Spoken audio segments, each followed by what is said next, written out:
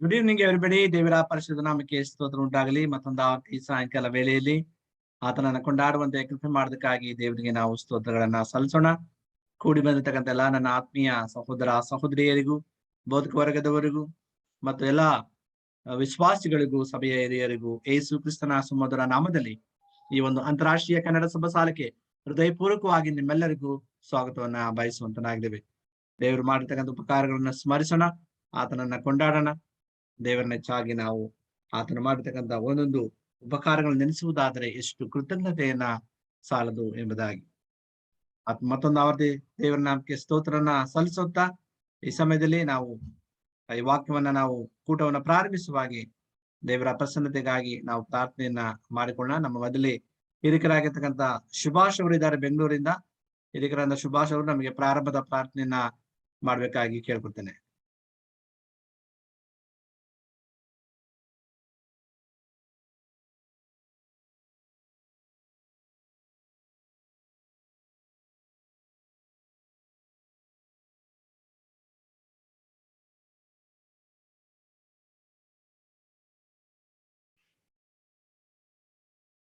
Okay, ಹಿರಿಕರಂತ Lokesh ಅವರೇ, ನೀವು ಪ್ರಾರಂಭದ ಪ್ರಾರ್ಥನೆಯನ್ನು ಮಾಡಿ.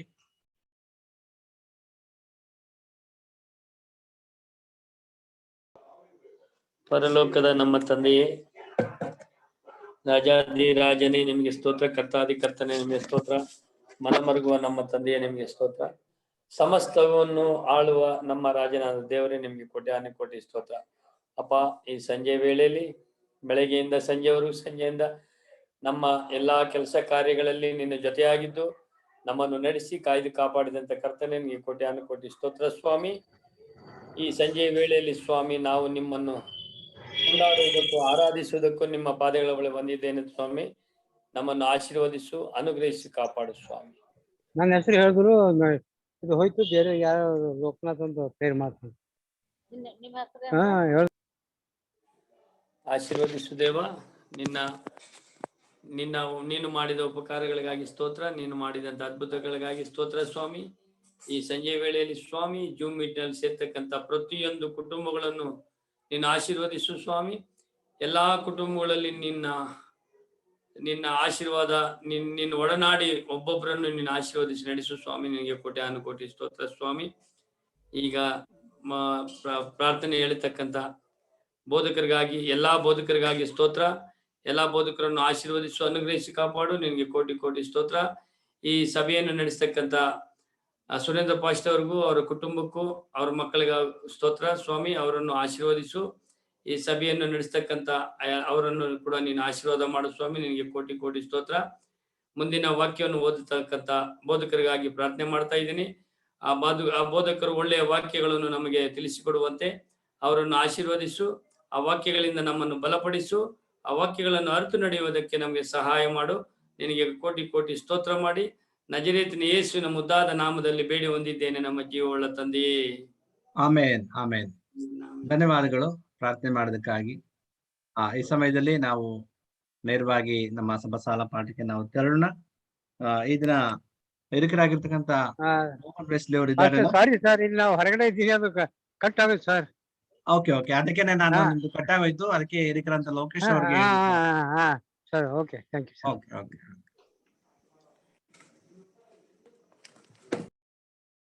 ಈ ದಿನ ನಮ್ಗೆ ಸಭಾಸಾಲ ಪಾಠವನ್ನ ನಡೆಸ್ಕೊಡುವಂತವ್ರನ್ನ ಪರಿಚಯಿಸ್ತಕ್ಕಂಥದ್ದು ವಾಡಿಕೆಯಾಗಿದೆ. ನಮ್ಮೆಲ್ಲರಿಗೂ ಚಿರಪರಿಚಿತ ಹಿರಿಕರಾಗಿರ್ತಕ್ಕಂಥ ಮೋಹನ್ ವೆಸ್ಲಿ ಅವರು ಕೊಳ್ಳೇಗಾಲದಲ್ಲಿ ಅವರು ಸಭೆಯ ಹಿರಿಕರಾಗಿ ಸೇವೆಯನ್ನ ಮಾಡ್ತಾ ಇದ್ದಾರೆ. ನಿಮ್ಮೆಲ್ಲರಿಗೂ ಚಿರಪರಿಚಿತ ಎಂಬುದಾಗಿ ನಾನು ನೆನೆಸ್ಕೊಳ್ತೇನೆ. ವಿಶೇಷವಾದ ರೀತಿಯಲ್ಲಿ ದೇವರು ಅವ್ರನ್ನ ಕೊಟ್ಟಿರ್ತಕ್ಕಂಥ ತಲಾಂತುಗಳನ್ನ ಮತ್ತು ಅವ್ರು ಕೊಟ್ಟಿರ್ತಕ್ಕಂಥ ಎಲ್ಲ ಆಶೀರ್ವಾದಗಳನ್ನ ದೇವರಿಗೆ ನಾವು ಸ್ತೋತ್ರಗಳನ್ನು ಸಲ್ಲಿಸೋಣ. ಅವ್ರು ನಮ್ಮ ಸಭಾಸಾಲೆಯ ಪಾಠಗಳನ್ನು ಸಹ ಅನೇಕ ವರ್ಷಗಳ ಕಾಲ ಅವ್ರ ಭಾಷಾಂತರವನ್ನ ನಮ್ಗೆ ಮಾಡಿದ್ದಾರೆ. ಈಗ ಅವರು ಸೇವೆಯಲ್ಲಿ ನಿವೃತ್ತಿಯಾಗಿ ಕೊಳ್ಳೇಗಾಲದಲ್ಲಿ ಅವರು ಇದ್ದಾರೆ. ಆ ಸಭೆಯ ಸೇವೆಗಳಲ್ಲಿ ಬೋಧಕರಿಗೆ ಸಹಾಯಕರಾಗಿ ಸೇವೆಯನ್ನ ಮಾಡ್ತಾ ಇದ್ದಾರೆ. ದೇವರು ವಿಶೇಷವಾಗಿ ಅವರನ್ನ ಆಶೀರ್ವಾದ ಮಾಡಲಿ, ಬಲಪಡಿಸಲಿ. ಈ ಸಮಯದಲ್ಲಿ ನಾವು ಹಿರಿಕರಾಗಿರ್ತಕ್ಕಂಥ ಉದಯ್ ವೆಸ್ಲಿ ಅವ್ರನ್ನ ಮೋಹನ್ ವೆಸ್ಲಿ ಅವ್ರನ್ನ ಹೃದಯಪೂರ್ವಕವಾಗಿ ಈ ಸಮಯದಲ್ಲಿ ಸ್ವಾಗತವನ್ನ ಬಯಸ್ತೇವೆ. ಇದು ನಿಮ್ಮ ಸಮಯ. ನೀವಿದ್ದೀರಲ್ಲ, ಮೈಕನ್ನ ಆನ್ ಮಾಡ್ಕೊಳ್ಳಿ. ಹಿರಿಕರಂತ ಮೋಹನ್ ವೆಸ್ಲಿ ಅವರು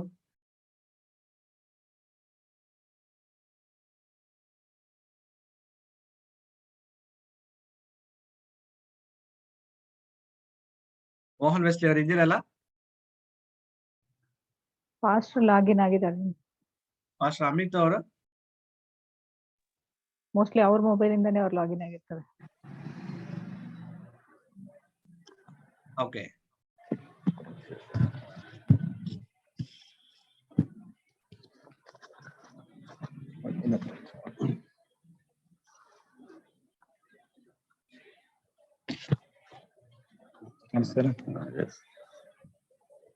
ನಮಸ್ತೆ. ಹಿರಿಕರಾದಂತ ಮೋಹನ್ ವೆಸ್ಲಿ ಅವರಿಗೆ ಹೃದಯಪೂರ್ವಕವಾಗಿ ನಾವು ಧನ್ಯವಾದಗಳನ್ನ ಅರ್ಪಿಸ್ತೇವೆ. ಈ ಸಮಯದಲ್ಲಿ ಸಭಾಸಾಲ ಪಾಠಕ್ಕೆ ನಿಮಗೆ ನಾವು ಸ್ವಾಗತವನ್ನು ಬಯಸ್ತಾ, ನಮ್ಮ ಎಲ್ಲರ ಪರವಾಗಿ ಮತ್ತು ನನ್ನ ವೈಯಕ್ತಿಕವಾಗಿ ನಿಮಗೆ ಈ ಕಾರ್ಯಕ್ರಮಕ್ಕೆ ಸ್ವಾಗತವನ್ನು ಬಯಸ್ತಾ ಈ ಸಮಯ ನಾವು ನಿಮ್ಗೆ ಅರ್ಪಿಸುವಂತರಾಗಿವೆ. ಹಿರಿಕರಂತ ಮೋಹನ್ ವೆಸ್ಲಿ ಅವರು.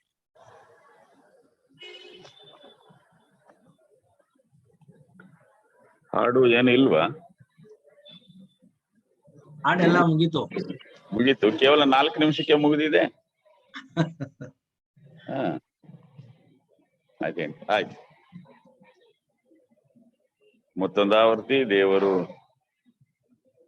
ಸಭಾಶಾಲೆ ತೆಗೆದುಕೊಳ್ಳಿಕ್ಕೆ ದಯಪಾಲಿಸಿಕೊಟ್ಟಂತ ಅವಕಾಶಕ್ಕೋಸ್ಕರ ನಾನು ಆತನ ನಾಮಕ್ಕೆ ಸ್ತೋತ್ರ ಸಲ್ಲಿಸ್ತೇನೆ. ಅದೇ ರೀತಿ ಬೋಧಕರಾದಂತ ನಮ್ಮ AWF ಸ್ಪೀಕರ್ ಆಗಿರುವಂತ ಬೋಧಕರಾದಂತ ಸುರೇಂದ್ರ ಅವರಿಗೂ ಸಹ ನನ್ನ ಧನ್ಯವಾದಗಳನ್ನು ಅರ್ಪಿಸ್ತೇನೆ.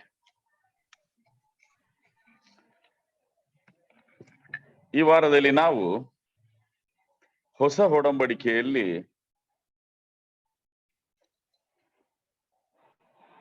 ಧರ್ಮ ಉಪದೇಶ ಕಾಂಡ ಎಂಬುದರ ಬಗ್ಗೆ ಹೇಳ್ತಾ ಇದ್ದೇವೆ.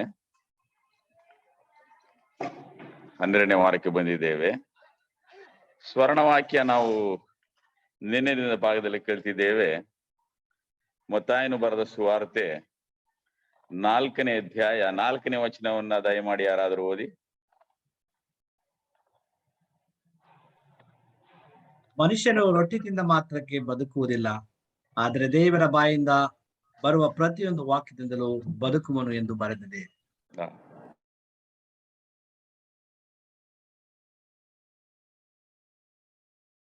ನಿಮ್ಮ ಮೈಕ್ ಮ್ಯೂಟ್ ಆಗಿದೆ.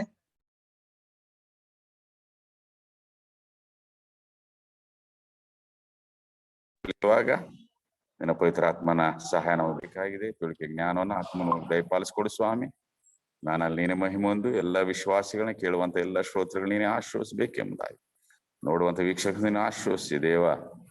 ಆತ್ಮನ ಮೂಲಕ ಎಲ್ಲನ್ನು ಬಲಪಡಿಸು. ಈ ಪಾಠದಿಂದ ಬರುವಂತಹ ಒಂದು ನೈತಿಕ ಪಾಠಗಳನ್ನ ನಮ್ಮ ಜೀವನದಲ್ಲಿ ಅಳವಡಿಸಿಕೊಳ್ಳುವಂತೆ, ಕ್ರಿಸ್ತನ ಮಾದರಿ ಅನುಸರಿಸುವಂತೆ ನಮ್ಮನ್ನು ಆಶ್ರಯಿಸಬೇಕೆಂದು ಯೇಸು ಸ್ವಾಮಿಯರ ದಿವ್ಯ ನಾಮದಲ್ಲಿ ಬೇಡಿಕೊಳ್ಳುತ್ತೇವೆ ನಮ್ಮ ತಂದೆಯೇ, ಆಮೆನ್.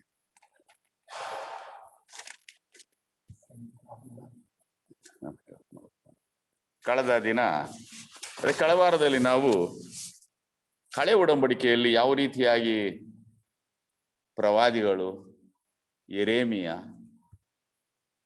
ಹಾಗೂ ಇನ್ನಿತರ ಪ್ರವಾದಿಗಳು, ಯೋಷಿಯ ರಾಜನು, ಮೋಶೆಯು ತಾನು ಸಾಯಲಿಕ್ಕೆ ಮೊದಲು ಹೇಳಿದಂತಹ ಧರ್ಮಶಾಸ್ತ್ರದ ಆ ಒಂದು ವಚನಗಳನ್ನ ಉದಾಹರಿಸಿದ್ದಾರೆ ಎಂಬುದಾಗಿ ನಾವು ನೋಡಿದ್ವಿ. ಅದರಲ್ಲಿ ಯೆರೆಮೀಯನು ಸಹ ಅದನ್ನು ಉಪಯೋಗಿಸುವಂತವನಾಗಿದ್ದಾನೆ.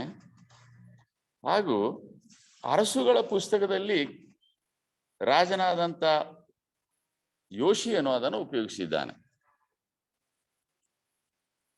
ಯೋಷಿಯನ ಪುಸ್ತಕವನ್ನ ಯಾರು ಅರಸುಗಳ ಪುಸ್ತಕವನ್ನು ಯಾರು ಬರೆದರು? ಅದರ ಲೇಖಕ ಯಾರು?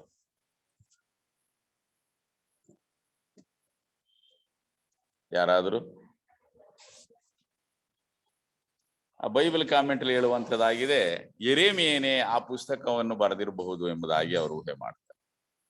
ಯೆರೆಮೀಯನೇ ಮೊದಲನೇ ಅರಸು, 2 ಅರಸುಗಳ ಪುಸ್ತಕ. ಅದೇ ರೀತಿ ಪೂರ್ವಕಾಲ ವೃತ್ತಾಂತವನ್ನ ಬರೆದಂತ ಲೇಖಕರು ಯಾರು?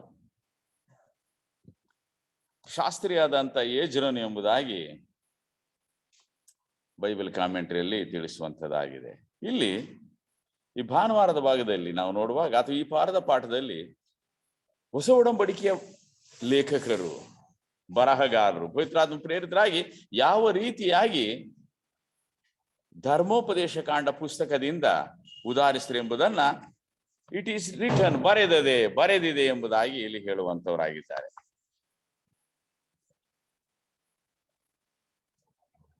ಇಲ್ಲಿ 4ನೇ ಅಧ್ಯಾಯ ಮತ್ತಾಯನು ಬರೆದ ಸುವಾರ್ತೆ 1ರಿಂದ 11 ವಚನಗಳಲ್ಲಿ ಯೇಸು ಸ್ವಾಮಿಯವರು 40 ದಿನಗಳ ಉಪವಾಸದ ನಂತರ ಎದುರಿಸಿದಂತ 3 ಶೋಧನೆಗಳನ್ನ ಮಾತ್ರ ಬರೆದಿದೆ. ಆದರೆ ಇಬ್ರಿಯರಿಗೆ ಬರೆದ ಪತ್ರಿಕೆ 4ನೇ ಅಧ್ಯಾಯ 15ನೇ ವಚನ ನಾವು ನೋಡುವಾಗ ಆತನ ಎಲ್ಲ ವಿಷಯದಲ್ಲಿಯೂ ಸರ್ವ ವಿಷಯದಲ್ಲೂ ನಮ್ಮ ಹಾಗೆ ಶೋಧನೆಗೆ ಒಳಗಾಗದನು, ಆದ್ರೆ ಪಾಪ ಮಾತ್ರ ಮಾಡಿ. ಎಲ್ಲ ವಿಧವಾದಂತ ಶೋಧನೆ ಸ್ವಾಮಿ ಬಂದು ಕೇವಲ 3 ಮಾತ್ರ ಅಲ್ಲ, 3 ಪ್ರಮುಖವಾದದನ್ನ ಇಲ್ಲಿ ಬರೆದಿರುವಂತದ್ದಾಗಿದೆ. ಈಗ ನಾವು ನೋಡೋಣ ಯಾವ ರೀತಿಯಾಗಿ ಮೊದಲನೆಯ ಶೋಧನೆ ಏನು ಎಂಬುದಾಗಿ ನಾವು ನೋಡೋಣ. ಮೊದಲನೇದಾಗಿ, ಆಗ ಶೋಧಕನು 3ನೇ ವಚನ 4ನೇ ಅಧ್ಯಾಯ, ಆತನ ಬಳಿಗೆ ಬಂದು ನೀನು ದೇವರ ಮಗನಾಗಿದ್ದರೆ ಈ ಕಲ್ಲುಗಳು ರೊಟ್ಟಿಯಾಗುವಂತೆ ಅಪ್ಪಣೆ ಕೊಡು ಎಂದು ಹೇಳಿಲ್ಲದು. 40 ದಿವಸಗಳ ಉಪವಾಸ. ನಾವು ಸಬ್ಬತ್ ದಿನ ಬೆಳಗ್ಗಿಂದ ಸಂಜೆ ತನಕ ಉಪವಾಸ ಮಾಡಿದ್ರೆ ಎಷ್ಟೊತ್ತಿಗೆ ಸನ್ಸೆಟ್ ಆಗುತ್ತೋ, ಸೂರ್ಯಾಸ್ತಮಾನ ಆಗುತ್ತೋ, ಎಷ್ಟೊತ್ತಿಗೆ ಊಟ ಮಾಡ್ತೀವೋ ಅಂತ ಹೇಳಿ ನಮಗೆ ಹೊಟ್ಟೆಯಲ್ಲಿ ತಾಳ ಆಗ್ತಿರುತ್ತೆ. ಆದ್ರೆ 40 ದಿನಗಳ ಉಪವಾಸದ ನಂತರ ಸೈತಾನನು ಬಂದು ಸ್ವಾಮಿಯನ್ನ ಶೋಧನೆ ಮಾಡುವಂತವನಾಗಿದ್ದಾನೆ. ಅವನು ಯಾಕೆ, ಸೈತಾನನು ಯಾಕೆ ನೀನು ದೇವರ ಮಗನಾಗಿದ್ದರೆ ಎಂಬಂತ ಒಂದು ಪದವನ್ನು ಉಪಯೋಗಿಸ್ತನು? ಯಾರಾದರೂ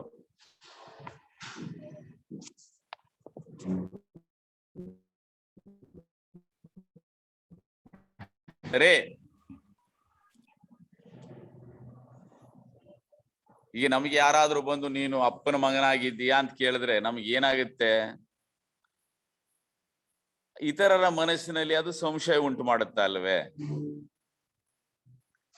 40 ದಿನಗಳ ಹಿಂದೆ ತಾನೆ ಯೇಸು ಸ್ವಾಮಿಯವರು ಯೋರ್ದನ್ ಹೊಳೆಯಲ್ಲಿ ದೀಕ್ಷಾ ಸ್ನಾನವನ್ನು ತೆಗೆದುಕೊಂಡಾಗ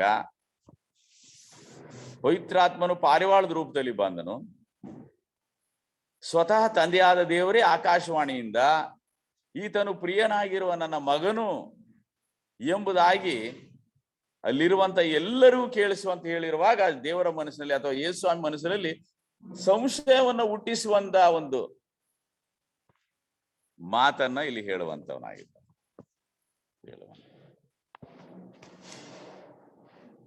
ಯಾಕೆ ಯೇಸು ಸ್ವಾಮಿ ಅವರು ಕಲ್ಲು ಮಾತ್ರ ಅಲ್ಲ ಜಗತ್ತನ್ನೇ ರೊಟ್ಟಿ ಮಾಡಬಹುದಾಗಿತ್ತು, ಆತನು ಸರ್ವಶಕ್ತನು ಸೃಷ್ಟಿಕರ್ತನಾಗಿರೋದ್ರಿಂದ ಯಾಕೆ ಸ್ವಾಮಿ ಸೈತಾನನ ಮಾತಿನಂತೆ ರೊಟ್ಟಿ ಮಾಡಲಿಲ್ಲ?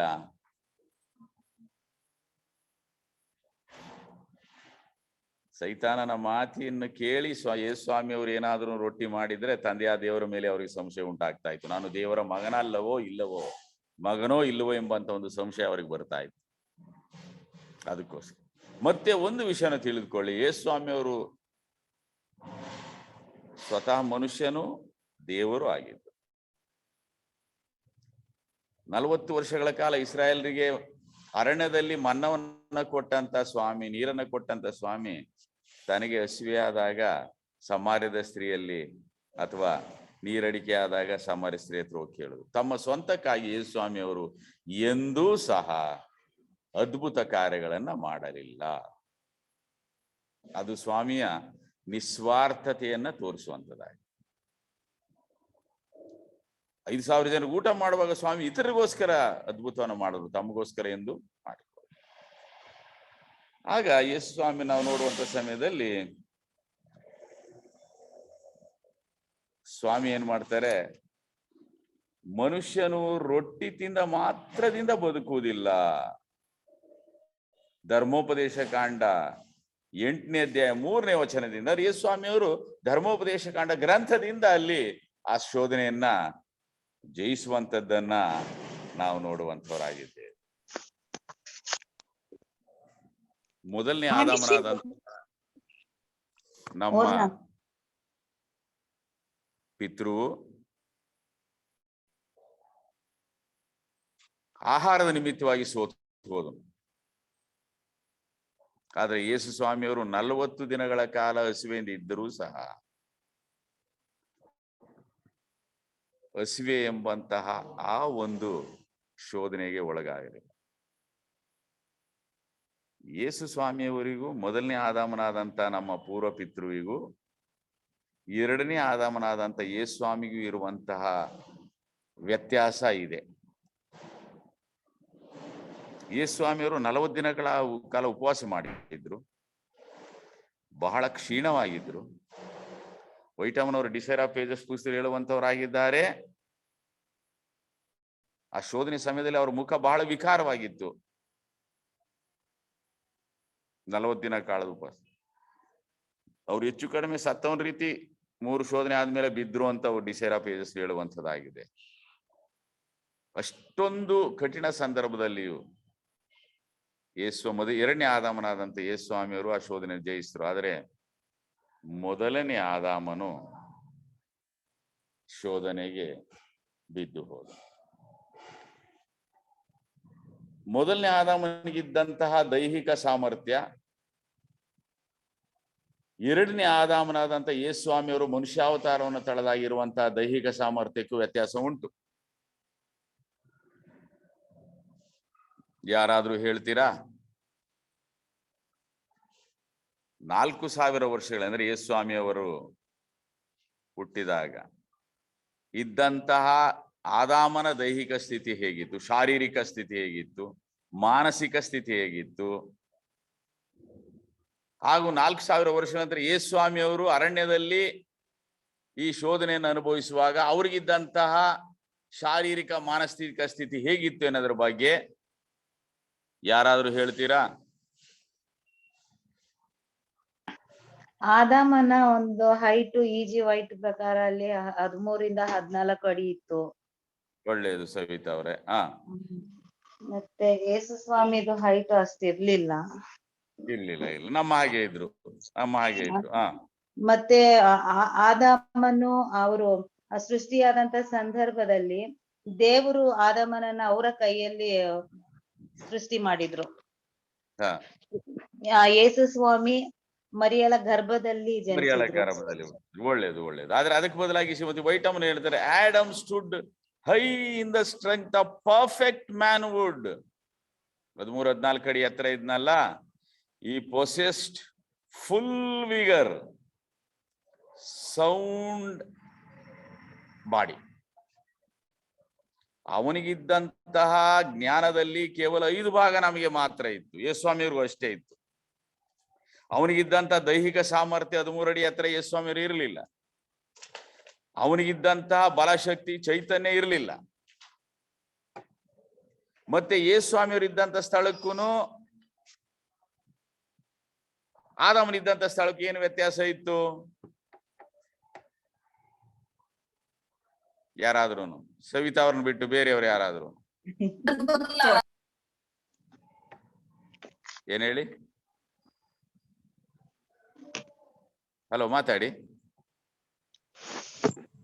ಇಬ್ಬರ ಹುಟ್ಟು ಸಹ ಒಂಥರ ವಿಶಿಷ್ಟವಾಗಿತ್ತು. ಆದಾಮನು ಸೃಷ್ಟಿಸಲ್ಪಟ್ಟನು, ಯೇಸು ಕ್ರಿಸ್ತನು ಪವಿತ್ರಾತ್ಮನ ಮೂಲಕವಾಗಿ ಗರ್ಭ ಧರಿಸಿದ್ನು. ಹುಟ್ಟು ವಿಶಿಷ್ಟವಾಗಿದೆ. ಅದು ಸರಿ. ಏದೇನ್ ತೋಟದಲ್ಲಿ ಇದ್ದನು. ಏದೇನ್ ತೋಟದಲ್ಲಿ ಸುಂದರವಾದಂತ he was surrounded with the glories of Eden. ಅತ್ಯಂತ ಸುಂದರವಾದಂತಹ ಏದೇನ್ ತೋಟದಲ್ಲಿ ಅವನಿದ್ನು. ಎಲ್ಲಾ ವಿಧವಾದಂತಹ ಹಣ್ಣುಗಳು ತಿನ್ಲಿಕ್ಕಿದ್ವು. ಆದ್ರೆ ಯೇಸು ಸ್ವಾಮಿಯವರು ಎಲ್ಲಿದ್ರು? ಅಡವಿಯಲ್ಲಿದ್ರು ಅವರು. ಅಡವಿ ಇರುವ ಸಮಯದಲ್ಲಿ ಬೇರೆ ಬೇರೆ ಪ್ರಾಣಿಗಳೆಲ್ಲ ಅಲ್ಲಿ ಇದ್ವು. ಇಲ್ಲಿರುವಂತ ಪ್ರಾಣಿಗಳು ಕ್ರೂರ ಪ್ರಾಣಿ, ಏದೇನ್ ತೋಟದ ಪ್ರಾಣಿಗಳು ಸಾಧು ಪ್ರಾಣಿಗಳು. ಮತ್ತೆ ಯೇಸು ಸ್ವಾಮಿಯವರಿಗೆ ಅಷ್ಟು ದೈಹಿಕ ಸಾಮರ್ಥ್ಯ ಅಷ್ಟಿರ್ಲಿಲ್ಲ, ನಿಮ್ಮ ಹಾಗೆ ಇದ್ರು. ಮತ್ತೆ ಇನ್ನೊಂದು ವಿಷಯ ಏನು ಅಂತ ಹೇಳಿದ್ರೆ, Adam was in daily communion with the angels. ಪ್ರತಿದಿನ ದೇವದೂತರು ಬರ್ತಾ ಇದ್ರು, ಯೇಸು ಸ್ವಾಮಿಯವರು ಬರ್ತಾ ಇದ್ರು, ಅವನನ್ನ ಧೈರ್ಯ ತುಂಬ್ತಾ ಇದ್ರು. ಆದ್ರೆ ಇಲ್ಲಿ ಯೇಸು ಸ್ವಾಮಿಯರಿಗೆ ಯಾರೂ ಇರ್ಲಿಲ್ಲ. ಬರೀ ಕಾಡು ಪ್ರಾಣಿಗಳು ಮಾತ್ರ ಇದ್ವು ಅಲ್ಲಿ. ಸೈತಾನ್ ಮಾತ್ರ ಇದ್ನು. ಸೈತಾನ್ನಲ್ಲಿ ನಾವು ನೋಡಿದ ರೀತಿ ಒನಿಡಾ ಟಿವಿ ರೀತಿಯಾಗಿ ಅವನು 2 ಕೋಡುಗಳನ್ನ ಅಥವಾ ಕೋರೆ ಹಲ್ಲು ಕಪ್ಪಿಗೆ ಬಂದಿರಲಿಲ್ಲ. ಸುಂದರವಾದಂತೆ ಬಂದಿದ್ನು ಅವನು, ಸುಂದರವಾದ ರೀತಿಯಲ್ಲಿ ಅಲ್ಲಿ ಬಂದಿದ್ನು ಅವನ. ಇನ್ನೊಂದು ಹೇಳುವಂತದ್ದಾಗಿದೆ, 4000 after 4000 years man decreasing physically mentally ಅಂತ ಹೇಳುವಂಥದ್ದು. 4 ವರ್ಷ ಇರ್ತಲ್ಲ, ಶಾರೀರಿಕವಾಗಿ ಮಾತ್ರ ಅಲ್ಲ, ಮಾನಸಿಕವಾಗಿ ಮಾತ್ರ ಅಲ್ಲ, ಬಲದಲ್ಲಿ ಸಾಮರ್ಥ್ಯ ಎಲ್ಲದರಲ್ಲೂ ಸ್ವಾಮಿ ಏನಾಗಿದ್ರು ಅಂತ ಹೇಳಿದ್ರೆ ನಮ್ಮ ನಿಮ್ಮ ಹಾಗೆ ಇದ್ರು. ಇಷ್ಟೆಲ್ಲ ಆದ್ರೂ ಅವ್ರು ಏನ್ ಮಾಡಿದ್ರು, ಶೋಧನೆಯನ್ನ ಜಯಿಸಿದ್ರು. ಆದಾಮನಿಗೆ ಹಸಿವೆ ಇರಲಿಲ್ಲ, ಹಸಿವೆ ಇರಲಿಲ್ಲ, ಎಲ್ಲವನ್ನ ತಿಂದು ಚೆನ್ನಾಗೇ ಇದ್ನು. ಅದು ಯೇಸು ಸ್ವಾಮಿಗೆ ಹಸಿವೆ ಇತ್ತು. ಅದಕ್ಕೋಸ್ಕರ 2ನೇ ಆದಾಮನು 1ನೇ ಆದಾಮನು ಕಳೆದುಕೊಂಡಂತಹ ಪರದೈಸನ್ನ 2ನೇ ಆದಾಮನು ಗಳಿಸ್ಕೊಡ್ಲಿಕ್ಕೋಸ್ಕರವಾಗಿ ನಾವು ಬಂದು ಆ ಶೋಧನೆಯನ್ನ ಜಯಿಸಿದ್ರು ಎಂಬುದಾಗಿ ನಾವು ನೋಡುವಂತವರಾಗಿದ್ದೇವೆ.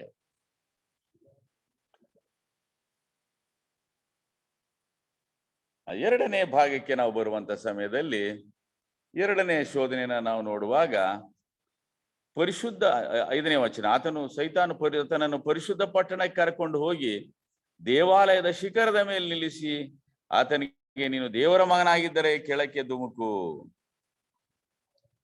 ಆತನು ನಿನ್ನ ಕಾಲು ಕಲ್ಲಿಗೆ ವಿಷಯವಾಗಿ ತನ್ನ ದೂತರಿಗೆ ಅಪ್ಪಣೆ ಕೊಡುವನು, ನಿನ್ನ ಕಾಲು ಕಲ್ಲಿಗೆ ತೆಗೆದುಕೊಂಡು ಕಲ್ಲಿಗೆ ತಗಲಿತೆಂದು ಅವರು ನಿನ್ನ ಕೈಗಳಲ್ಲಿ ಎತ್ತಿಕೊಳ್ಳುವರು ಎಂಬುದಾಗಿ. ಯೇಸು ಸ್ವಾಮಿ ಅವರು 1ನೇ ಶೋಧನೆಯನ್ನು ಯಾವ ರೀತಿ ಜಯಿಸಿದ್ರು? ಯಾರಾದ್ರೂ ಹೇಳಿ.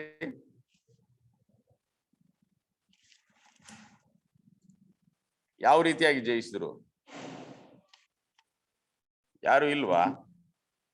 ದೇವರ ವಾಕ್ಯದ ಮೂಲಕವಾಗಿ ಜಯಿಸಿದರು.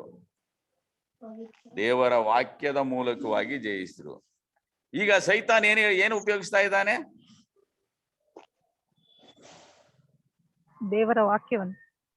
ದೇವರ ವಾಕ್ಯವನ್ನೇ ಕೀರ್ತನೆಗಳ ಗ್ರಂಥದಿಂದ ಉದಾಹರಿಸುವಂತವನಾಗಿದ್ದಾನೆ. ನೋಡಿ, ಅವನು ದೇವರ ವಾಕ್ಯವನ್ನು ಚೆನ್ನಾಗಿ ಕಲ್ತಿದ್ನು. ವೈಟಮ್ನವ್ರು ಹೇಳ್ತಾರೆ, ಈ ಧರ್ಮಶಾಸ್ತ್ರವೆಲ್ಲವೂ ಬರವಣಿಗೆಯಲ್ಲಿ ಬಂದ ಮೇಲೆ ಅವನು ಸಹ ಅದನ್ನು ಓದದಂತೆ, ಅವನು ಅದನ್ನ ಓದಿದನು ಎಂಬುದಾಗಿ ನಾವು ನೋಡ್ತೇವೆ. ಆದ್ರಿಂದ ಸೈತಾನ್ ಏನ್ ಮಾಡುದು? ದೇವರ ವಾಕ್ಯವನ್ನೇ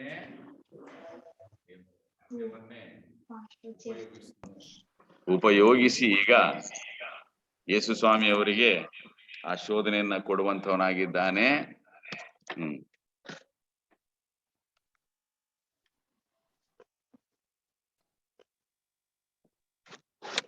ಈಗ ಈ ಶೋಧನೆಯನ್ನ ನಾವು ನೋಡುವಂತ ಸಮಯದಲ್ಲಿ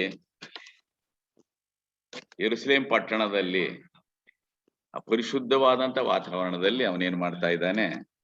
ಸ್ವಾಮಿಗೆ ಶೋಧನೆಯನ್ನ ಕೊಡ್ತಾ ಇದ್ದಾನೆ.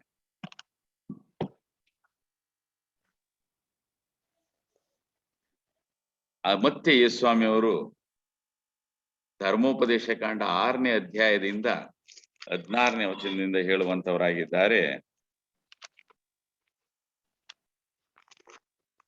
ನಿನ್ನ ದೇವರನ್ನ ಯಾವ ರೀತಿಯಾಗಿ ಕರ್ತನನ್ನ ಪರೀಕ್ಷಿಸಬಾರದು ಎಂಬುದಾಗಿಯೂ ಸಹ ಬರೆದಿದೆ. ನೋಡಿ, ಸೈತಾನನನ್ನ ನಮ್ಮ ಸ್ವಂತ ಬುದ್ಧಿ ಬಲ ಜ್ಞಾನದಿಂದ ಎಂದೂ ಸಹ ಗೆಲ್ಲಲಿಕ್ಕೆ ಸಾಧ್ಯ ಇಲ್ಲ. ಅದಕ್ಕೋಸ್ಕರವಾಗಿ ಯೇಸು ಸ್ವಾಮಿಯವರು ನಮಗೆ ವಾಕ್ಯದ ಮೂಲಕವಾಗಿ ಜಯಿಸಿ ಅಂತ ನಮ್ಗೆ ಹೇಳಿರುವಂಥದ್ದು. ನಮಗೆ ಎಂತಹ ಸಮಯದಲ್ಲಿ ನಾವು ಯಾವ ವಿಷಯದಲ್ಲಿ ಬಲಹೀನರಾಗಿರ್ತೇವಲ್ಲ, ಅದೇ ಬಲಹೀನತೆಯನ್ನ ನೋಡಿ ಅವನು ಶೋಧನೆ ಕೊಡ್ತಾನೆ. ಅದೇನು ಹಿಂದಿನ ಸಾರಿ ಬಂದಾಗ್ಲೂ ಇದೇ ಬಂದಿತ್ತು ಅಲ್ವಾ? ಹೆಣ್ಣು ಹೊನ್ನು ಮಣ್ಣಿನ ಒಂದು ವಿಷಯ ಬಂದಿತ್ತು. ಒಬ್ರಿದ್ರು, ಇಲ್ಗೋದ್ರು ನಾಟಿ ಕೋಳಿ ಸಾರಿ ಕೊಡು ಅಂತ ಹೇಳ್ತಿದ್ರು. ನಾಟಿ ಕೋಳಿ ಸಾರು ಕೇಳ್ತಾ ಇದ್ರು, ಬಿದೋಗ್ಬಿಟ್ರು. ಮನುಷ್ಯನೇನ್ ಮಾಡಬಾರದು? ಎಪಿಟೈಟ್, ಶಾರೀರಿಕ ಆಶೆಗೆ ಬಲಿಯಾಗಬಾರದು. ಬಂದಾಗ ದೇವರ ಎಂತಹ ಶೋಧನೆ ಬರಲಿ, ದೇವರೇನು ನಂಬಿಕಸ್ಥನಾಗಿರೋದ್ರಿಂದ ನಮ್ಮ ನಂಬಿಕೆಗೆ ಮೀರಿದಂತ, ನಮ್ಮ ಶಕ್ತಿಗೆ ಮೀರಿದಂತ ಶೋಧನೆಯನ್ನ ಕೊಡೋಲ್ಲ. ಶೋಧನೆ ಆಗುತ್ತಲೇ ಅದರಿಂದ ತಪ್ಪಿಸ್ಕೊಳ್ಳುವಂತ ಮಾರ್ಗವನ್ನ ಸಹ ಕೊಡ್ತೀನಿ ಅಂತ ಸ್ವಾಮಿ ವಾಗ್ದಾನ ಮಾಡಿದ್ದಾನಲ್ಲ. ಇಲ್ಲಿ ಒಂದು ವೇಳೆ ಯೇಸು ಸ್ವಾಮಿ ಅವರು ಅಲ್ಲಿಂದ ಧುಮುಕಿದ್ರೆ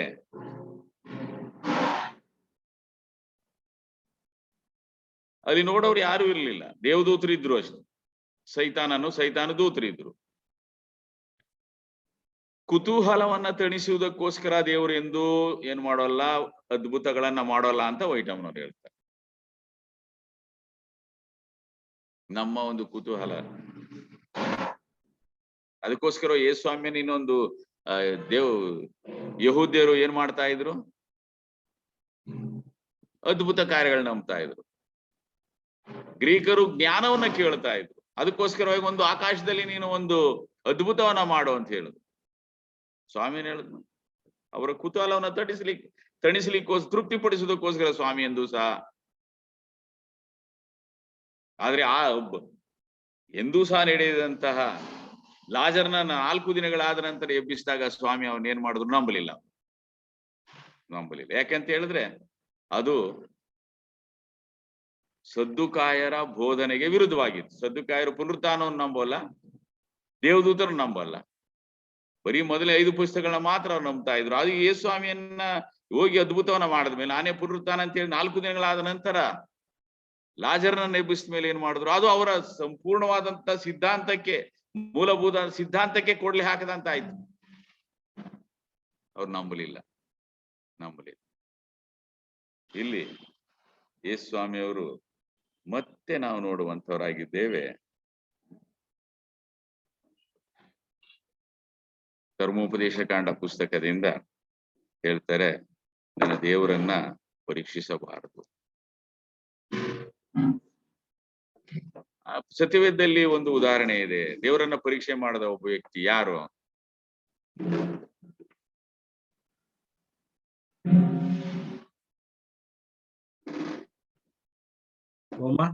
ಯಾರು? ಗಿದ್ಯೋನನು 300 ಜನರನ್ನ ಕರೆದುಕೊಂಡು ಹೋಗಿ, ನೀನು ಹೋಗಿ ಯುದ್ಧ ಮಾಡಪ್ಪ, ಮಿದ್ಯಾನ ಸೋಲಿಸು ಅಂತ ಅವನೇನ್ ಮಾಡಿದ್ನು? 2 ದಿನ ದೇವರಿಗೆ ಒಂದು ಪರೀಕ್ಷೆ ಮಾಡುದು. ಏನಂತ? ನಾನು ಒಂದು ಕುರಿ ತುಪ್ಪಟವನ್ನ ಇಡ್ತೇನೆ, ಸುತ್ತಲೂ ಏನಾಗಿರ್ಬೇಕು, ಇಬ್ಬನಿ ಬಿದ್ದಿರ್ಬೇಕು, ಇದಕ್ ಮಾತ್ರ ಬೀಳಬಾರದು. ಹಾಗೆ ಆಯ್ತು. ಅದರ ಮರುದಿನ ಏನ್ ಮಾಡ್ತಾನೆ, ಈ ತುಪ್ಪಳಕ್ಕೆ ಮಾತ್ರ ಇಬ್ಬನಿ ಬಿದ್ದಿರ್ಬೇಕು ಅಂತ ಅದು ನಡೆಯಿತು. ಅವನು ಹಿಂಡು ತೆಗೆದಾಗ ನೀರು ಬಂತು. ಪರೀಕ್ಷೆ ಮಾಡೋದು ಅವನಿಗೆ ಸ್ವಲ್ಪ ನಂಬಿಕೆ ಕಡಿಮೆ. ಆದ್ರೆ ಒಂದು ವಿಷಯದಲ್ಲಿ ಮಾತ್ರ ನಾವು ದೇವರನ್ನ ಪರೀಕ್ಷೆ ಮಾಡ್ಬೋದು. ಯಾವುದು ಅದು? ಕಾಣಿಕೆ ವಿಷಯದಲ್ಲಿ. ಕಾಣಿಕೆ ವಿಷಯದಲ್ಲಿ ನಾವು ಇದನ್ನು ಕೊಟ್ಟು ನೋಡಿ, ದೇವರಿಗೆ ಸಲ್ಲಿಸಬೇಕಾದಂತ ದಶಮ ಭಾಗ ಕಾಣಿಕೆಯನ್ನ ನೀವು ಕೊಟ್ಟಾಗ ಆಕಾಶದ ದ್ವಾರಗಳನ್ನ ತೆರೆದು ಸುರಿಸ್ತೇನೋ ಇಲ್ಲವೋ ಎಂಬುದಾಗಿ ಹೇಳಿ ಸ್ವಾಮಿ ಹೇಳಿದಾರಲ್ಲ, ಅದರ ವಿಷಯದಲ್ಲಿ ನಾವು ನಮ್ಮ ನಂಬಿಕೆಯನ್ನು ಹೆಚ್ಚಾಗುವಂತ. ಸೊ ಇಲ್ಲಿಯೂ ಸಹ ದೇವರು, ಯೇಸುಸ್ವಾಮಿಯವರು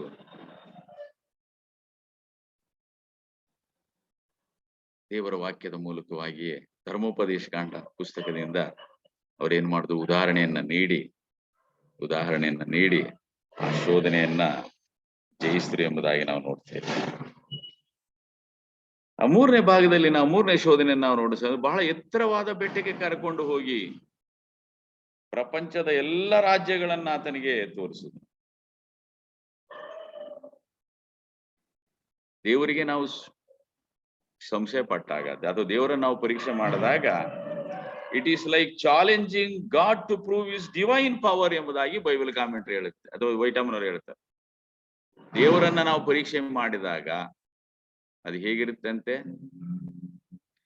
ದೇವರ ದೈವಿಕ ಶಕ್ತಿ, ಆತನ ಸರ್ವಶಕ್ತಿ, ಸರ್ವಜ್ಞಾನ, ಸರ್ವ ವ್ಯಾಪಿತ್ವವನ್ನೇ ನಾವು ಪರೀಕ್ಷೆ ಮಾಡ್ದಂಗ, ಸವಾಲ್ ಮಾಡ್ದಂಗ. ಅದಕ್ಕೋಸ್ಕರ ನಾವು ದೇವರನ್ನ ಎಂದು ಪರೀಕ್ಷೆ ಮಾಡಬಹುದು. ಆತನು ಸರ್ವಶಕ್ತನು, ಸರ್ವಜ್ಞಾನಿ, ಸರ್ವವ್ಯಾಪಿ,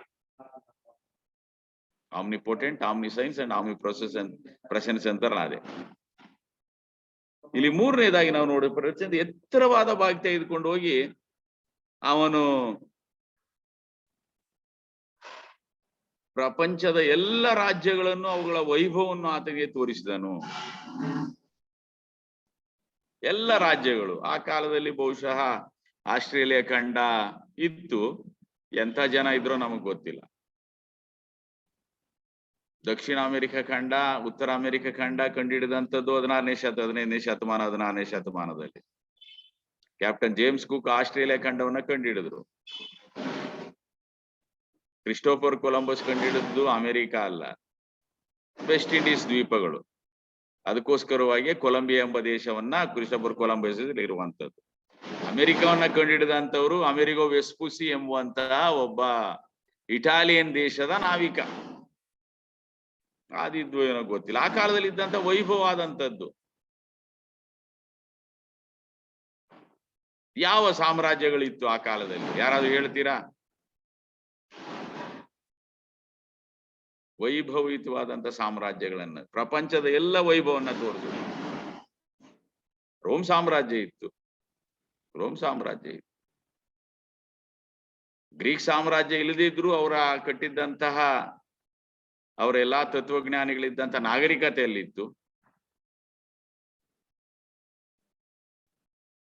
ನಮ್ಮ ಭಾರತ ದೇಶದಲ್ಲಿ ಆಗ ಕುಶಾನರು ಆಳ್ತಾ ಇದ್ರು. ಕುಶಾನರು ಕ್ರಿಸ್ತಶಕ 70ರಲ್ಲಿ ಅವನಿದ್ದದ್ದು. ಕುಶಾನ್ರಿಗೆ ಮೊದಲೇ ಸ್ವಲ್ಪ, ಆದ್ರೆ ಅವನು ಏನನ್ನು ತೋರಿಸಲಿಲ್ಲ. ಸೈತಾನನು ಪ್ರಪಂಚದ ಎಲ್ಲ ವೈಭವವನ್ನ ಆತನಿಗೆ ತೋರಿಸ, ಆದ್ರೆ ಅವನು ಏನ್ ತೋರಿಸ್ಲಿಲ್ಲ? ಯಾರಾದ್ರೂ ಹೇಳ್ತೀರಾ? ಪ್ರೇಮ್ನಾಥ್ ಕೋಲ್ಕರ್ ಅಂತ ಹೆಸರಿದೆ, ಏನಾದ್ರು ಹೇಳ್ತೀರಾ? ಅವ್ರು ಏನ್ ತೋರಿಸಿಲ್ಲ ಸೈತಾನ್ ಯೇಸುಸ್ವಾಮಿ ಅವರಿಗೆ? No idea sir. ಏನ್ ಹೇಳಿ? No idea. No idea. Leela Basavaraj ಅಂತ ಇದೆ ಅವ್ರ ಹೆಸರು ಇಲ್ಲಿ. ಅವ್ರು ಏನ್ ತೋರಿಸಿಲ್ಲ?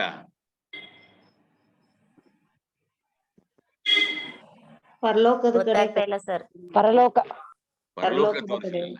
ಪರಲೋಕ ತೋರಿಸ್ಲಿಕ್ಕೆ ಅವನ ಕೈಲಿ ಆಗೋಲ್ಲ. ಪರಲೋಕದಲ್ಲೇ ಸ್ವಾಮಿ ಬಂದ, ಅವನು ಅಲ್ಲಿ ಇದ್ನಲ್ಲ. ಯೇಸುಸ್ವಾಮಿ ಅವರು ಶಿಲುಬೆ ಮೇಲೆ ಕೊನೆಯಲ್ಲಿ ಹೇಳ್ತಾರಲ್ಲ ತೀರಿತು ಅಂತ, ಅಲ್ಲಿ ಅದ್ರ ನಂತರ ಅವನಿಗೂ ಪರಲೋಕ ಹೋಗ್ಲಿಕ್ಕೆ ಆಗ್ಲಿಲ್ಲ. ಪರಲೋಕ ಹೋಗ್ಲಿಕ್ಕೆ ಆಗ್ಲಿಲ್ಲ. ಬೆಂಗಳೂರು ಸಿಟಿಯಲ್ಲಿ ವಿಧಾನಸೌಧ ಮಾತ್ರ ಇಲ್ಲ, ಹೈಕೋರ್ಟ್ ಮಾತ್ರ ಇಲ್ಲ, ಬ್ರಿಗೇಡ್ ರೋಡ್, MG ರೋಡ್ ಮಾತ್ರ ಇಲ್ಲ. ಇನ್ನೇನಿದಾವೆ? ಸ್ಲಮ್ಗಳು ಇದಾವೆ ಅಲ್ವೇ? ಕೊಳಚೆ ಪ್ರದೇಶ ಇಲ್ವೇ? ಬಡವರಿಲ್ವೇ? ಬರೀ ಐಶ್ವರ್ಯ ಇರೋದನ್ನ ಬರೀ ಐಶ್ವರ್ಯದ ಮಾತ್ರ ತೋರಿಸಿದಾನ ಅವನು. ಆದ್ರೆ ಅವನು ಮಾಡದಂತ ಪಾಪ, ದೇವರಿಗೆ ವಿರುದ್ಧವಾಗಿ ಅವನು ದಂಗೆದ ನಿಮಿತ್ತವಾಗಿ ಉಂಟಾಗಿರುವಂತ ಶಾಪವನ್ನು ಅವನು ತೋರಿಸಲಿಲ್ಲ. ಯಾವ ರೀತಿಯಾಗಿ ಭೂಮಿಗೆ ಶಾಪ ಬಂತು, ಜನಗರಿಗೆ ಶಾಪ ಬಂತು, ಇದನ್ನ ಯಾವ್ದನ್ನು ತೋರಿಸಲಿಲ್ಲ. ಜನರು ಎಷ್ಟು ಕಷ್ಟ ಪಡ್ತಾ ಇದ್ದಾರೆ. ಅಲ್ಲಿ ಎಲ್ಲಿ ಕಾಡುಗಳಲ್ಲಿ ವಾಸ ಮಾಡುವಂತಹ ಆ ಜನರನ್ನ ತೋರಿಸಲಿಲ್ಲ. ಬುಡಕಟ್ಟು ಜನರು ಎಷ್ಟು ಕಷ್ಟ ಪಡ್ತಾ ಇದ್ದಾರೆ. ಪ್ರಪಂಚದ ವೈಭವನ್ನ ಮಾತ್ರ ಆತ ತೋರಿಸುದು. ಹಾಗೆ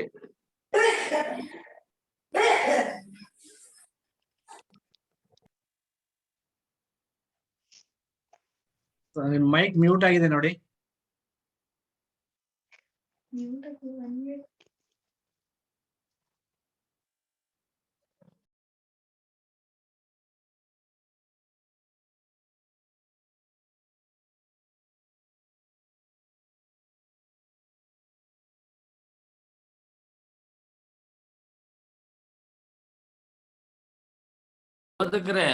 ಮೈಕ್ ಮ್ಯೂಟ್ ಆಗಿದೆ. ಹೌದೌದು, ಮಾಡ್ತಾ ಇದೆ. ಬಂತಾ? ಓಕೆ.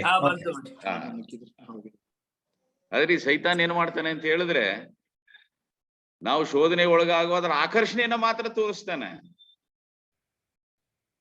ಆದ್ರೆ ಆಕರ್ಷಣೆಗೆ ನಾವು ಒಳಗಾಗಿ ನಾವು ಪಾಪ ಮಾಡಿದಾಗ ಅದ್ರ ಬರುವಂತ ಫಲಿತಾಂಶವನ್ನೆಂದು ಅವನು ತೋರಿಸಲ್ಲ. ಅದಕ್ಕೆ ಒಬ್ರು ದೇವಭಕ್ತಿ ಹೇಳ್ತಾರೆ, we are free to choose. ನಮಗೆ ಆಯ್ಕೆಯ ಸ್ವಾತಂತ್ರ್ಯ ಉಂಟು, ಆರಿಸಿಕೊಳ್ಳುವಂತ ಸ್ವಾತಂತ್ರ್ಯ ಉಂಟು. But we are not free to choose the consequences of our choice.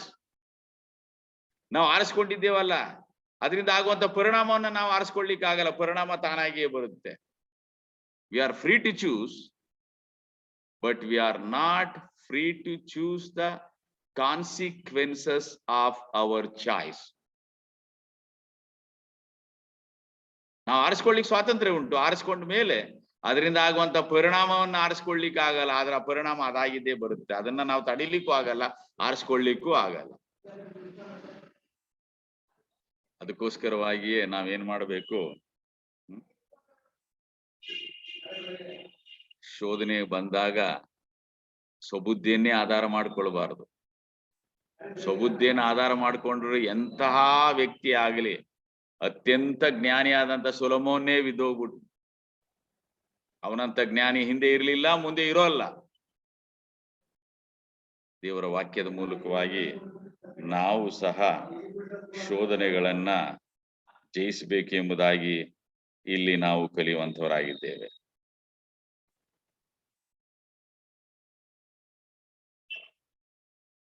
ಮೂರು ವಿಷಯದಲ್ಲಿಯೂ ಸಹ ದೇವರು ಯೇಸ್ವಾಮಿಯವರು ನಮಗೆ ಮಾದರಿ ತೋರಿಸಿದ್ದಾರೆ. ಇದು ಬರೆದದೇ ಬರೆದು, ಅನ್ನದ ಬರಗಾಲವಲ್ಲ, ನೀರಿನ ಬರಗಾಲ, ದೇವರ ವಾಕ್ಯದ ಬರಗಾಲ ಮೊದಲಿಕ್ಕೆ ಸರಿ ಆ ಹೃದಯದಲ್ಲಿ ನಮ್ಮ ದೇವರ ವಾಕ್ಯ ಇರಬೇಕು. ದೇವರ ವಾಕ್ಯ ಇರ್ಬೇಕು, ಅದನ್ನೇ ಕಲಿತಿದ್ದೇವಲ್ಲ ನಾವು. ನಿಮ್ ಜೊತೆ ಒಂದು ಒಡಂಬಡಿಕೆಯನ್ನು ಮಾಡ್ಕೊಂಡಿದ್ದೇನೆ, ನಾವು ಹೊಸ ನೂತನ ಹೃದಯನ ಕೊಡ್ತೇನೆ, ನಿಮ್ಮ ಹೃದಯದಲ್ಲಿ ಏನ್ ಮಾಡ್ತೇನೆ ನಾನು ನಿಮ್ ಬರಿತೀನಿ ಅಂತ ಹೇಳಿದಲ್ಲ ಸ್ವಾಮಿ. ಆ ವಾಕ್ಯ ಹೃದಯದಲ್ಲಿ ಇರುವಾಗ ನಾವು ಸ್ವಾಮಿ ಬರ್ಲಿಕ್ಕೆ ಮೊದಲು ಬರುವಂತ ಹಿಂಸೆ ಕಾಲ ಇದೆಯಲ್ಲ, ಒಂದು ಸಾರ್ವಜನಿಕವಾದಂತ ಹಿಂಸೆ, ಇನ್ನೊಂದು ಯಾಕೊಬ್ಬರ ಇಕ್ಕಟ್ಟಿನ ಕಾಲ. ಆ ಸಮಯದಲ್ಲಿ ನಾವು ನಮ್ಮ ಮನೆಗಳನ್ನ ಬಿಟ್ಟು ಓಡಬೇಕಾಗಿದೆ. ಅಂತ ಸಮಯದಲ್ಲಿ ದೇವರ ವಾಕ್ಯದ ಮೂಲಕವಾಗಿಯೇ ನಾವು ಈ ಶೋಧನೆಗಳನ್ನ ಜಯಿಸ್ಬೇಕು ಎಂಬುದಾಗಿ ಶ್ರೀಮತಿ ವೈಟಮ್ಮನವರು ಹೇಳ್ತಾರೆ. ವೈಟಮ್ಮನವರು ಹೇಳುವಂತವರಾಗಿದ್ದಾರೆ. ಅದಕ್ಕೋಸ್ಕರವಾಗಿಯೇ ಈ ಹೊಸ ಒಡಂಬಡಿಕೆಯಲ್ಲಿ ದೇವರ ಸೇವಕನಾದಂತಹ ಮೋಶೆ ಧರ್ಮವನ್ನು ಉಪದೇಶ ಮಾಡುತ್ತೆ. ಅವನಿಗೆ ಕಾನಾನ್ ದೇಶಕ್ಕೆ ಹೋಗ್ಲಿಕ್ಕೆ ಅನುಮತಿ ಬರಲಿಲ್ಲ. ಅದಕ್ಕೋಸ್ಕರ ಏನ್ ಮಾಡ್ತಾ ಇದ್ದಾನೆ, ಆ ಮೊಂಡರಾದಂತಹ ಹಠಮಾರಿಗಳು, ವಿಧೇಯರು ಆದಂತಹ ದಂಗೆಕೋರರಾದಂತಹ ತನ್ನ ಜನರಿಗೆ ಪದೇ ಪದೇ ಧರ್ಮವನ್ನು ಉಪದೇಶ ಮಾಡ. ನಿಮ್ಮ ಪಿತೃಗಳು ಮಾಡಿದ್ರಲ್ಲ ಅಡವಿಲಿ ಅಂತ ಅದ್ಭುತಗಳು ನೋಡು.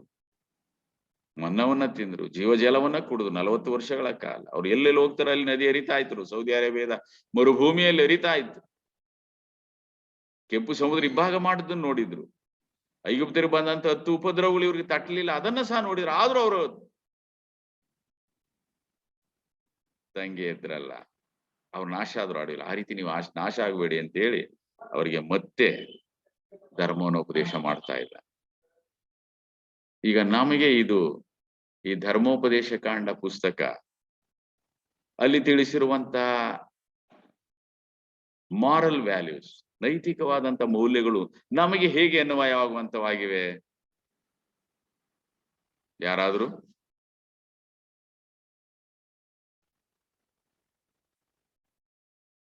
ಧರ್ಮೋಪದೇಶ ಕಾಂಡ ಪುಸ್ತಕದ ಹೆಸರಿನ ಪ್ರೆಸೆಂಟ್ ಟ್ರೂತ್ ಇನ್ ಡ್ಯೂಟರಾನಮಿ ಅಂತ. ಧರ್ಮೋಪದೇಶ ಕಾಂಡ ಪುಸ್ತಕದಲ್ಲಿ ವರ್ತಮಾನ ಕಾಲದ ಸತ್ಯ, 21ನೇ ಶತಮಾನದ 3ನೇ ದಶಕದಲ್ಲಿ ಯಾವ ಸತ್ಯವನ್ನ ನಾವು ತಿಳಿದುಕೊಳ್ಬಹುದು? Reaching heaven, sir. Reaching in The kingdom of heaven. yeah. 25 ಭಾಗ ಸರಿ. ನನಗೆ ಇನ್ನು 100 ಭಾಗ ಬೇಕು. ಮತ್ತೆ ಯಾರಾದ್ರು? ಕ್ರಿಸ್ತನ 2ನೇ ಬರೋಣದ ಬಗ್ಗೆ ತಿಳ್ಕೊಳ್ಳೋಣ. ಅದು ಸರಿ, ಅದು ಎಲ್ರಿಗೂ ಗೊತ್ತು. ನಾವು ಸಹ ಏನಾಗಿದ್ದೇವೆ, ಕ್ರಿಸ್ತ ಬರೋದು ಸಮೀಪದಲ್ಲಿರುವಾಗ ಪರಲೋಕದ ಕಾನಾನ್ ರಾಜ್ಯವನ್ನ ಪ್ರವೇಶಿಸುವಂತ ಹೊಸ್ತಿಲಲ್ಲಿ ನಾವು ಇದ್ದೇವೆ. ಅವ್ರೇನ್ ಮಾಡಿದ್ರು, ಇಸ್ರಾಯೇಲರಿಗೂ ಕಾನಾನ್ ದೇಶಕ್ಕೂ ನಡುವೆ ಇದ್ದದ್ದು ಯಾವುದು ಮಾತ್ರ ಇತ್ತು? ಏನು ಮಾತ್ರ ಇತ್ತು? ಯೋರ್ದನ್ ಹೊಳೆ ಮಾತ್ರ ಇತ್ತು. ಹೌದೌದು, ಯೋರ್ದನ್ ಹೊಳೆ ಮಾತ್ರ ಇತ್ತು. ಆದ್ರೆ ಆ ಯೋರ್ದನ್ ಹೊಳೆಯನ್ನ ದಾಟ್ಲಿಕ್ಕೆ ಆಗದೆ ಅವ್ರೇನು ಮಾಡಿದ್ರು, ಅರಣ್ಯದಲ್ಲಿ ಸತ್ರ. ಆ ರೀತಿಯಾಗಿ ಇನ್ನೇನು ಹೊಸ್ತಿಲಿನಲ್ಲಿ ಇದ್ದೇವೆ ನಾವು. ಲೋಟನ ಹೆಂಡತಿ ರೀತಿ ನಾವು ತಿರುಗಿ ನೋಡಿ ನಾಶ ಆಗಬಾರದು ಅಂತ ಸ್ವಾಮಿ ಇನ್ನೇನು ಅವಳು ಏನು ಹೊರಗೋಗಿ ಅಂತ ಹೇಳಿದ್ನು. ಅವನೇನ್ ಹೇಳಿದ್ನು, ಲೋಟ್ನೇನ್ ಹೇಳುದು, ಸ್ವಾಮಿ ಅಲ್ಲಿ ತನಕ ನಾನು ಓಡ್ಲಿಕ್ಕೆ ಆಗಲ್ಲ, ಪಕ್ಕದಲ್ಲಿ ಒಂದು ಊರಿದೆ, ಬೆಟ್ಲಿಕ್ಕೆ ಓಡ್ಲಿಕ್ಕೆ ಆಗಲ್ಲ, ನಾನು ಮುದುಕನಾಗಿದ್ದೇನೆ, ಪಕ್ಕದಲ್ಲಿ ಒಂದು ಸಣ್ಣ ಊರಿದೆ, ಚೋಗರ್ ಅಂತ ಅಲ್ಲಿಗೆ ಹೋಗ್ತೀನಿ ಅಂದ್ರೆ ಈ ವಿಷಯದಲ್ಲೂ ಕೃಪೆ ನನ್ಗೆ ಗೈಸ್ಕೊಟ್ಟಿದ್ದೇನೆ ನೋಡು ಅಂತಾರೆ ಸ್ವಾಮಿ. ಇನ್ನೆಂತ ಕೃಪೆ ಬೇಕಾಯ್ತು? ದೇವದೂತರೇ ಸ್ವತಃ ಸ್ವಾಮಿನೇ ಅವಳು ಕೈ ಹಿಡ್ಕೊಂಡು ಹೋಗಿರ್ಬೋದು. 3 ಜನ ಬಂದಿದ್ರಲ್ಲ, 2 ಬಂದಿದ್ರಲ್ಲ, ಆದಾಗಿ ಅವಳು ನಾಶವಾದ್ಲಲ್ಲ. ಆ ರೀತಿ ನಾವು ನಾಶವಾಗಬಾರದು. ಪರಲೋಕವೆಂಬಂತ ಕಾನಾನ್ ರಾಜ್ಯವನ್ನ ಪ್ರವೇಶಿಸುವುದಕ್ಕೆ ಹೊಸಲಿರುವಂತ ಇನ್ನೇನು ಪ್ರವೇಶಿಸಬೇಕು, ಒಂದೇ ಒಂದು ಯೋರ್ದನ್ ಹೊಳೆ ಹೇಗಿತ್ತು ಆ ರೀತಿಯಾಗಿ ನಮಗೆ ಒಂದೇ ಒಂದು ಸ್ವಲ್ಪ ಸಮಯ ಮಾತ್ರ ಇದೆ. ಇಂಥ ಸಮಯದಲ್ಲಿ ನಾವು ಲೋಟನ ಹೆಂಡತಿ ರೀತಿ ಹಿಂದೆ ತಿರುಗಿ ನಾಶ ಆಗಬಾರದು, ಇಸ್ರಾಯೇಲ್ ರೀತಿ ನಾವು ದಂಗೆ ಎದ್ದು ನಾಶ ಆಗಬಾರದು. ಅದಕ್ಕೆ ನೋಡದೆ ನಂಬೋನು ಧನ್ಯನವರು, ನೋಡಿದ್ರು ಸಹ ನಂಬಲಿಲ್ಲ. ಆ ಸತ್ಯವನ್ನು ಇಲ್ಲಿ ಹೇಳುತ್ತೆ. ಆ ಧರ್ಮೋದ್ದೇಶವನ್ನ ನಾವೇನ್ ಮಾಡ್ಬೇಕು, ಇದು ವರ್ತಮಾನ ಕಾಲಕ್ಕೆ ಇದು ಸತ್ಯ, ಇದು ನಮಗೆ ಅನ್ವಯ ಆಗುವಂತದ್ದಾಗಿದೆ. ಇದು ನಮ್ಮ ಹೃದಯದಲ್ಲಿ ಇಟ್ಕೊಳ್ಬೇಕು. ಹಣೆಗೆ ಕಟ್ಕೊಳ್ಳಿ ಅಂದ್ರೆ ಏನೋ ಹಣೆಯಲ್ಲಿ ಕೈಲಿ ಇಡಬೇಕು ಅಂತ ಹೇಳಿದ್ರೆ ಅರ್ಥ ಏನು? ಕಟ್ಕೊಳ್ಳೋದಲ್ಲ, ಹಣೆಯಲ್ಲಿ ನಾವು ಆಲೋಚನೆ ಮಾಡ್ತೇವೆ, ಕೈ ಮೂಲಕ ಕ್ರಿಯೆ ಮಾಡ್ತೇವೆ, ಅಷ್ಟೇ ಅರ್ಥ. ಇದಿದ್ದಾಗ ನಾವು ಪರಲೋಕ ರಾಜ್ಯಕ್ಕೆ ಹೋಗಿ ಕಳ್ಕೊಳ್ಬೇಡಿ ಅಂತ ಇದರ ಮೂಲಕವಾಗಿ ನಮಗೆ ಪಾಠ. ಶೋಧನೆಗಳು ಬರ್ತೇವೆ, ನಮ್ಗೆ ಯಾವ್ದಲ್ಲಿ ದೌರ್ಬಲ್ಯ ಇದೆಯಲ್ಲ ಆ ದೌರ್ಬಲ್ಯವನ್ನೇ ನೋಡಿ ಸ್ವಾಮಿ ಏನ್ ಮಾಡ್ತಾನೆ, ಸೈತಾನನು ಶೋಧನೆ ಕೊಡ್ತಾನೆ. ನನಗೆ ಸ್ವಲ್ಪ ಕೋಪ ಎಂಬಂತ ಆ ಒಂದು ದೌರ್ಬಲ್ಯ ಇದೆ. ಆ ಕೋಪವನ್ನೇ ನೋಡಿ ಏನ್ ಮಾಡುದು, ಸೈತಾನ್ ನನಗೆ ಶೋಧನೆ ಕೊಟ್ಟು ಆ ಶೋಧನೆಯಲ್ಲಿ ನಾನು ಬಿದ್ದೋಗಿ ಕೆಲಸದಿಂದ ನಾನು ಡಿಸ್ಮಿಸ್ ಆದೆ. ನಮ್ಗೆ ಯಾವ ದೌರ್ಬಲ್ಯ ಇದೆ, ಆದ್ರೆ ಸ್ವಾಮಿ ನಂಬಿಗಸ್ತನು. ನಾನು ಸ್ವಬುದ್ಧಿಯನ್ನ ಆಧಾರ ಮಾಡ್ಕೊಂಡೆ ಆ ಸಮಯದಲ್ಲಿ. ಸ್ವಬುದ್ಧಿನ ದೇವ್ರ ಮೇಲೆ ಹಾತ್ಕೊಳ್ಳಿಲ್ಲ, ವಾಕ್ಯದಲ್ಲಿ ಬರೆದಿದೆ ಅಂತ ಹೇಳಿ ನಾನು ಹೇಳಲಿಲ್ಲ, ಬದಲ ನಾನು ಸ್ವಬುದ್ಧಿಯನ್ನ ಮಾಡ್ಕೊಂಡು ನಾನೇ ಜ್ಞಾನಿ ಅಂತ ನಾನು ಹೋಗಿ ನಾನು ಸೋತ್ ಹೋದೆ. ಅದಕ್ಕೋಸ್ಕರ ದೇವರ ವಾಕ್ಯದ ಮೇಲೆ ಆಧಾರಗೊಂಡು ಅದನ್ನೇ ಉದಾಹರಿಸಿ ನಾವು ಗೆಲ್ಲಬೇಕು ಶೋಧನೆ. ಮತ್ತೆ ದೇವ್ರ ನಂಬಿಗಸ್ತನಾಗಿ ನಮ್ಮ ಜೊತೆಯಲ್ಲಿ ಆತನು ಶೋಧನೆ ಒಳಗಾಗಿರೋದ್ರ ಮನುಷ್ಯರ ಚಿತ್ತ ಏನಂತ ಗೊತ್ತು. ಆದಾಮ ರೀತಿ ನಮ್ಗೆ ಅಂತ ಜ್ಞಾನ ಇಲ್ಲ, ಬುದ್ಧಿ ಇಲ್ಲ, ಅಥವಾ ಅಂತ ಮಾನಸಿಕ ಶಕ್ತಿ ಇಲ್ಲ, ಅಂತ ಶಾರೀರಿಕ ಸಾಮರ್ಥ್ಯವೂ ಇಲ್ಲ. ಅದನ್ನ ನೋಡಿ ಸ್ವಾಮಿ ಏನ್ ಮಾಡ್ತಾನೆ, ಶೋಧನೆ ಆಗುತ್ತೆ ಅಲ್ಲೇ, ಅದ್ರಲ್ಲಿ ತಪ್ಪಿಸ್ಕೊಳ್ಳುವಂತ ಮಾರ್ಗವನ್ನ ಕೊಡ್ತಾನೆ. ತಪ್ಪಿಸ್ಕೊಳ್ಳೋ ಮಾರ್ಗ ದೇವರ ವಾಕ್ಯದ ಮೂಲಕವಾಗಿ ತಪ್ಪಿಸ್ಕೊಳ್ಳೋದು. ಬರೆದದೆ ಸ್ವಾಮಿ ಉದಾಹರಿಸಿದ್ನಲ್ಲ, ಸ್ವಾಮಿಯ ಉದಾಹರಣೆ ನಮ್ಗೇನಾಗ್ಬೇಕು, ಮಾದರಿ ಆಗ್ಬೇಕು. ದೇವ್ರು ನಮ್ಮನ್ನು ಆಶ್ರಯಿಸಲಿ. ಡ್ಯೂಟರಾನಮಿ ಪುಸ್ತಕ, ಧರ್ಮೋಪದೇಶ ಕಾಂಡ ಪುಸ್ತಕವನ್ನ ಹೊಸ ಒಡಂಬಡಿಕೆಯಲ್ಲಿ ಹೇಳಿದ್ರ ಉದ್ದೇಶ ಏನು? ಎಲ್ಲಾ ಪುಸ್ತಕಗಳು ಸಹ ಏನಾಗಿವೆ, ಪವಿತ್ರಾತ್ಮ ಪ್ರೇರಿತವಾಗಿವೆ ಎಂಬುದಾಗಿ ನಾವು ತಿಳಿದುಕೊಳ್ಳಬೇಕು. ಪವಿತ್ರಾತ್ಮ ಪ್ರೇರಿತವಾಗಿವೆ. ದೇವ್ರು ನಮ್ಮನ್ನು ಆಶ್ರಯ. ನಿಮ್ಗೆ ಏನಾದ್ರು ಪ್ರಶ್ನೆ ಇದ್ರೆ ಕೇಳಿ ದಯಮಾಡಿ. ಓಕೆ, ಧನ್ಯವಾದಗಳು ಹಿರಿಕರಂತ ಮೋಹನ್ ವಿಷ್ಣು ಸರ್ ಅವರಿಗೆ ಧನ್ಯವಾದಗಳನ್ನ ಅರ್ಪಿಸ್ತೇವೆ. ಬಹಳ ಅರ್ಥಗರ್ಭಿತವಾಗಿ ನಮ್ಗೆ ಎಂಬುದಾಗಿ ಬರೆದಿದೆ ಅನ್ನುವಂಥ ವಿಷಯವನ್ನು ಕುರಿತು ನೀವು ತಿಳಿಸ್ಕೊಟ್ಟಿದ್ದೀರಾ. ಈ ಒಂದು ಪಾಠದ ಸಂಬಂಧಪಟ್ಟ ಹಾಗೆ ಏನಾದ್ರು ನಿಮ್ಮಲ್ಲಿ ಅನಿಸಿಕೆ, ಪ್ರಶ್ನೆಗಳು ಇದ್ದಂತ ಪಕ್ಷದಲ್ಲಿ ಈಗ ನೀವು ಕೇಳ್ಬೋದು. ಚರ್ಚಾ ಸಮಯವಾಗಿದೆ. ಏನಾದ್ರು ಪ್ರಶ್ನೆ ಇದೆ ಅಂತೀರಾ ಈ ಒಂದು ವಿಷಯ ಕುರಿತು? ಎಂಬುದಾಗಿ ಬರೆದಿದೆ ಅನ್ನುವಂಥ ವಿಷಯನ ಕುರಿತು, ಶೋಧನೆಯ ವಿಷಯವಾಗಿ. ಹಲೋ, ಹೇಳಿ ಸರ್ರಿಗೆ ನಮಸ್ಕಾರ ಅಂತ ಹೇಳಿ ಸರ್. ನಾ ಬೆನಕಳ್ಳಿ ಅನಿಲ್ ಸರ್. ನಮಸ್ಕಾರ ಸರ್. ಹೇಳಿ ಅನಿಲ್ ಸರ್. ಶೋಧನೆ ಇವು ಕಷ್ಟ ಸೈತನ್ ಮುಖಾಂತರ ಬರ್ತದ, ಮತ್ತೆ ಬೇರೆ ಕಡೆ. ಯಾಕಂದ್ರೆ ಕೆಲವು ಜನ ಅಂತಾರ ದೇವರು ನಿಮ್ಮನ್ನು ಒಳ್ಳೆ ಒಂದ್ ಇದು ಮಾಡ್ಲಕ್ಕ ಕಷ್ಟ ಕೊಡ್ತಾರ, ಆಮೇಲೆ ನೀವು ತಿದ್ಕೋಬೇಕಂತ ಹೇಳಿ ಕೆಲವು ಜನ ಹೇಳ್ತಾರ. ಅದು ತಿದ್ಕೋಬೇಕಂತ. ಯಾರಾದ್ರೂ ಉತ್ತರ ಹೇಳ್ತೀರಾ ಅದಕ್ಕೆ? ಅವ್ರ ಪ್ರಶ್ನೆ ಏನಂತಂದ್ರೆ, ಸಾಮರ್ಥ್ಯಕ್ಕೆ ಮೀರಿ ಯಾವುದೇ ಶೋಧನೆ ಬರೋದಿಲ್ಲ, ಅದು ಎದುರಿಸ್ಲಿಕ್ಕೆ ದೇವ್ರ ಶಕ್ತಿ ಕೊಡ್ತಾರೆ ಅಂತಾನು ಹೇಳಿದೆ. ಫಾರ್ ಎಕ್ಸಾಂಪಲ್ ಯೋಬನ್ ಇದ್ದಾನೆ, ಯೋಬನ್ ಜೀವಿತ ನಮ್ ಕಣ್ ಮುಂದಿದೆ. ಸೊ ಯಾವ ರೀತಿ ಯೋಬನಲ್ಲಿ ತಾಳ್ಮೆ ಇತ್ತು, ಯಾವ ರೀತಿ ದೇವ್ರಿಗೆ ಸಾಕ್ಷಿಯಾಗಿದ್ದು, ಅದು ನಮ್ ಲೈಫಿಗೆ ಅಪ್ಲಿಕೇಬಲ್ ಮಾಡ್ಕೋಬೇಕು. ದೇವರು ಕೆಟ್ಟದ್ದಕ್ಕೆ ಕಾರಣನಲ್ಲ. ಬಸಪ್ಪ ಅವರ ಹೇಳಿ. ದೇವ್ರ ಯಾವತ್ತಿಗೂ ಕೆಟ್ಟದಕ್ಕೆ ಕಾರಣನಲ್ಲ. ಆತನ ನಮಗೋಸ್ಕರ ಹಿತದ ಯೋಚನೆ ಮಾಡುತ್ತಾನೆ ವಿನ ಆ ಹಿತದ ಯೋಚನೆ ಮಾಡುವವನಲ್ಲ. ಬಸಪ್ಪ ಅವರ ಹೇಳಿ. ಶೋಧನೆ ಕೆಲವು ಸರಿ ದೇವರಿಂದ ಬಂದಿದ್ದು ಅದು ನಮಗೆ ಸಹಿಸುವಷ್ಟು ಮಾತ್ರ ಶೋಧನೆ ಬರ್ತದೆ, ಅದನ್ನ ತಪ್ಪಿಸ್ಕೊಳ್ಳಲು ಕೂಡ ಮಾರ್ಗ ಮಾಡ್ತಾನೆ ದೇವರು. ಕೆಲವು ಸರಿ ಶೋಧನೆಗಳು ನಮ್ಮನ್ನ ನಾವೇ ತಂದ್ಕೊಳ್ಳುವಂತ ಶೋಧನೆಗಳು ಕೂಡ ಇರ್ತವೆ. ಕೆಲವು ಸರಿ ಸೈತಾನು ಕೂಡ ಶೋಧನೆ ತರಬಹುದು. ಸೈತಾನ್ನೇ, ದೇವರು ಶೋಧನೆಯನ್ನ ಎಂದಿಗೂ ಕೊಡಲ್ಲ.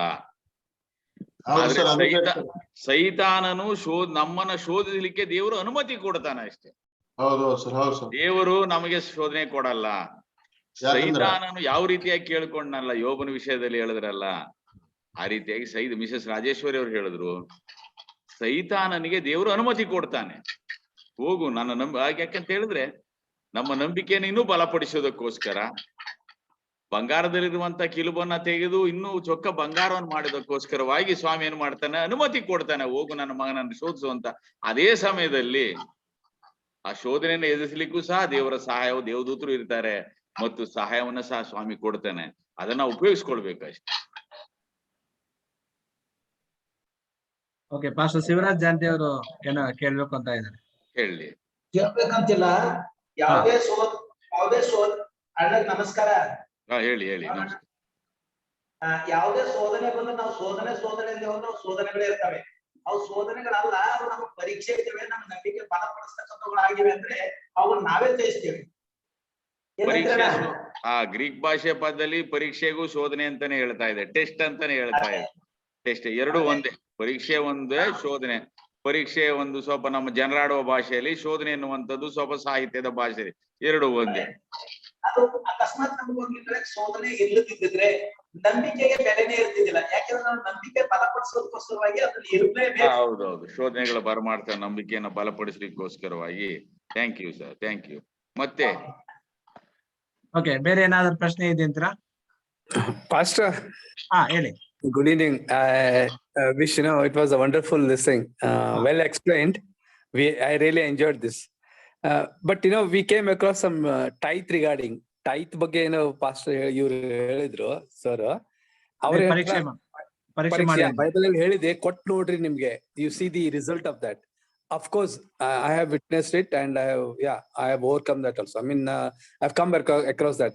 But still, now tithe we give in fear, in the sense, upon ನಾನು tithe ಕೊಟ್ಟಿಲ್ಲ ಅಂದ್ರೆ ನನಗೆ I don't know whether I'll be able to meet all the needs. So sometimes it arises as a human being. So whether how far it is true or does it affect in any way ಅಂತ. ಇಲ್ಲ, ನಾವು ಭಯದಿಂದ ಕೊಡಲ್ಲ. ಅದು ದಶಮಭಾಗ ಅನ್ನೋದು ದೇವರಿಗೆ ಸೇರಿರುವಂತದ್ದು. ಸಂತೋಷವಾಗಿ ಕೊಡುವನ ಮೇಲೆ ದೇವರಿಗೆ ಪ್ರೀತಿ ಇದೆ, ಆಯ್ತಲ್ಲ. ಕೊಡಿರಿ, ಅಲ್ಲಾಡಿಸಿ, ನಿಮ್ಗೂ ಅಲ್ಲಾಡಿಸಿ ಜಡಿದು ಕೊಡ್ತಾರೆ ಅಂತ ಹೇಳ್ತಾರಲ್ಲ. ಅದರಿಂದ ಭಯದಿಂದ ಕೊಡಬೇಡಿ. ದೇವರ ಆಜ್ಞೆ ಪ್ರಕಾರವಾಗಿ ನಾವು ಅಬ್ರಾಹ್ಮಣೆ ಕೊಟ್ಟಿದ್ದಾನಲ್ಲ, ಆ ಮಾದರಿ ಅನುಸರಿಸಿ ದೇವರಿಗೆ ಸಲ್ಲಬೇಕಾದ್ದನ್ನ ದೇವ್ರಿಗೆ ಸಲ್ಲಿಸ್ಬೇಕು ಹೊರತು ನಾವು ಭಯದಿಂದ ಕೊಡಬಾರ್ದು. ಭಯದಿಂದ ಕೊಟ್ರೆ ಏನಾಗುತ್ತೆ, ದೇವರು ಸರ್ವಾಧಿಕಾರಿ, ಕೊಡದೇ ಇದ್ರೆ ನಮ್ಮನ್ನ ಶಿಕ್ಷೆ ಮಾಡ್ತೇನೆ ಅನ್ನುವಂಥ ಭಾವನೆಯನ್ನ ನಾವು ಇಟ್ಕೊಳ್ತೇವೆ. ಇಲ್ಲ, ದೇವರು ಪ್ರೀತಿ ಸ್ವರೂಪಿ, ಯೇಸುಸ್ವಾಮಿನೂ ಪ್ರೀತಿ ಸ್ವರೂಪಿ, ತಂದೆಯ ದೇವರು ಪ್ರೀತಿ ಸ್ವರೂಪಿಯನು, ಪರಿಶುದ್ಧಾತ್ಮನು ಪ್ರೀತಿ ಸ್ವರೂಪ. ಅದನ್ನ ಭಯದಿಂದ ಕೊಡಬೇಡಿ. ನಾವು ದೇವರಿಗೆ ಕೊಡಬೇಕಾದದ್ದನ್ನ ನಾವು ಸಲ್ಲಿಸ್ತಾ ಇದ್ದೇವೆ ಅಂತ ಹೇಳಿ ಪ್ರೀತಿ ಪೂರ್ವಕವಾಗಿ ಕೊಡ್ರಿ. It is true that tithe belongs to God. Adide ವಾಕ್ಯದಲ್ಲೂ ಇದೆ, and it is very true. Okay, but still ನಾನು ಕೊಟ್ಟಿಲ್ಲ ಅಂದ್ರೆ ಅಲ್ಲ, ಇನ್ನೊಂದು ಮನಸ್ಸು ಎಲ್ಲೋ ಒಂದ್ ಕಡೆ ಹೇಳ್ತದೆ, ಕೊಟ್ಟಿಲ್ಲ ಅಂದ್ರೆ I will not be able to fulfil my needs, ಅಥವಾ ದೇವ್ರು ನಮ್ಗೆ ತಿಂಗಳು ಕೊನೆಯವರೆಗೇನು he may not be able to fulfill ಇದಂತ ಏನೋ ಒಂದ್ ಬರ್ತದ ಅಂತ.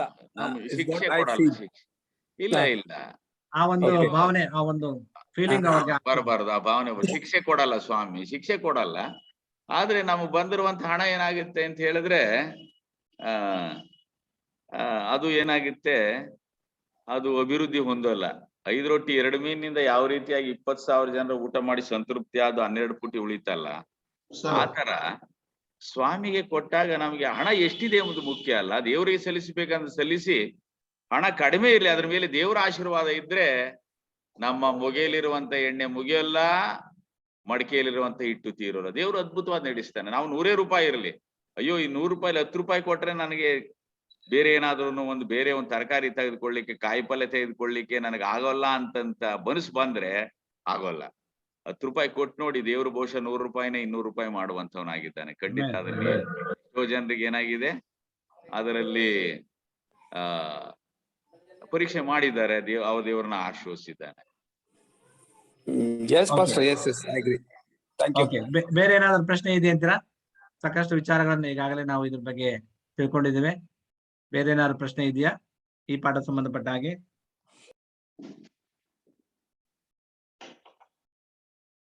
ಓಕೆ, ಈಗಾಗಲೇ ನಾವು ಈ ಅನೇಕ ವಿಚಾರಗಳನ್ನ ನಮ್ಮ ಹಿರಿಯರು ನಮಗೆ ಬಹಳ ಕೂಲಂಕುಷವಾಗಿ ನಮಗೆ ತಿಳಿಸ್ಕೊಟ್ಟಿದ್ದಾರೆ. ಮತ್ತೊಮ್ಮೆ ನಮ್ಮೆಲ್ಲರ ಪರವಾಗಿ ಮತ್ತು ನನ್ನ ವೈಯಕ್ತಿಕವಾಗಿ ಹಿರಿಕರಾಗಿರ್ತಕ್ಕಂಥ ಮೋಹನ್ ವೆಸ್ಲಿ ಅವರಿಗೆ ನಾನು ಹೃದಯಪೂರ್ವಕವಾಗಿ ಧನ್ಯವಾದಗಳನ್ನ ನಾನು ಅರ್ಪಿಸುವಂತನಾಗಿದ್ದೇನೆ. ಈಗ ನಾವು ಮುಕ್ತಾಯಕ್ಕೆ ಹಂತಕ್ಕೆ ನಾವು ಬಂದಿದ್ದೇವೆ. ಮುಕ್ತಾಯ ಹಂತಕ್ಕಿಂತ ಮುಂಚಿತವಾಗಿ ನಾವು ಆರೋಗ್ಯದ ಒಂದು ವಿಷಯದಲ್ಲಿ ಕಳೆದ ವಾರದಲ್ಲಿ ನಾವು ಪ್ರಶ್ನೆ ಉತ್ತರಗಳನ್ನ ನಾವು ಚರ್ಚೆ ನಿಮ್ಮಲ್ಲಿ ಸಮಸ್ಯೆಗಳಿದ್ದಂತ ಪಕ್ಷದಲ್ಲಿ ಯಾವ ರೀತಿಯಾಗಿ ಅದಕ್ಕೆ ಉತ್ತರವನ್ನ ಕೊಡ್ಲಿಕ್ಕೆ ನಮ್ಮ ಮಧ್ಯದಲ್ಲಿ ಡಾಕ್ಟರ್ ಶರತ್ ಮ್ಯಾಥ್ಯೂ ಅವರು ಇದ್ದಾರೆ. ನಿಮಗೆ ನಾವು ಡಾಕ್ಟರ್ ಶರತ್ ಮ್ಯಾಥ್ಯೂ ಅವರೇ, ನಿಮ್ಗೆ ಹೃದಯಪೂರ್ವಕವಾಗಿ ಈ ಕಾರ್ಯಕ್ರಮಕ್ಕೆ ನಾವು ಸ್ವಾಗತವನ್ನ ಬಯಸ್ತೇವೆ. ಅನೇಕರು ನಿನ್ನೆ ಪ್ರಶ್ನೆಗಳನ್ನ ಕೇಳಿದ್ದಾರೆ. ಆ ಒಂದು ಪ್ರಶ್ನೆಗೆ ನಮ್ಗೆ ಇದನ್ನ ಉತ್ತರವನ್ನು ನೀವು ನೀಡಬೇಕೆಂಬುದಾಗಿ ನಿಮ್ಗೆ ಕೇಳ್ಕೊತೇನೆ. ನಮ್ಮೆಲ್ಲರ ಪರವಾಗಿ ಮತ್ತು ನನ್ನ ವೈಯಕ್ತಿಕವಾಗಿ ನಿಮಗೆ ನಾವು ಈ ಕಾರ್ಯಕ್ರಮಕ್ಕೆ ಸ್ವಾಗತವನ್ನು ಬಯಸ್ತೇವೆ. ಓಕೆ, ಈಗ ಡಾಕ್ಟರ್ ಶರತ್ ಮ್ಯಾಥ್ಯೂ ಅವರು ನಮ್ಮ ಮಧ್ಯದಲ್ಲಿದ್ದಾರೆ. ನಿಮ್ಮ ಮೈಕ್ ಆನ್ ಮಾಡ್ಕೊಳ್ಳಿ ಡಾಕ್ಟರ್.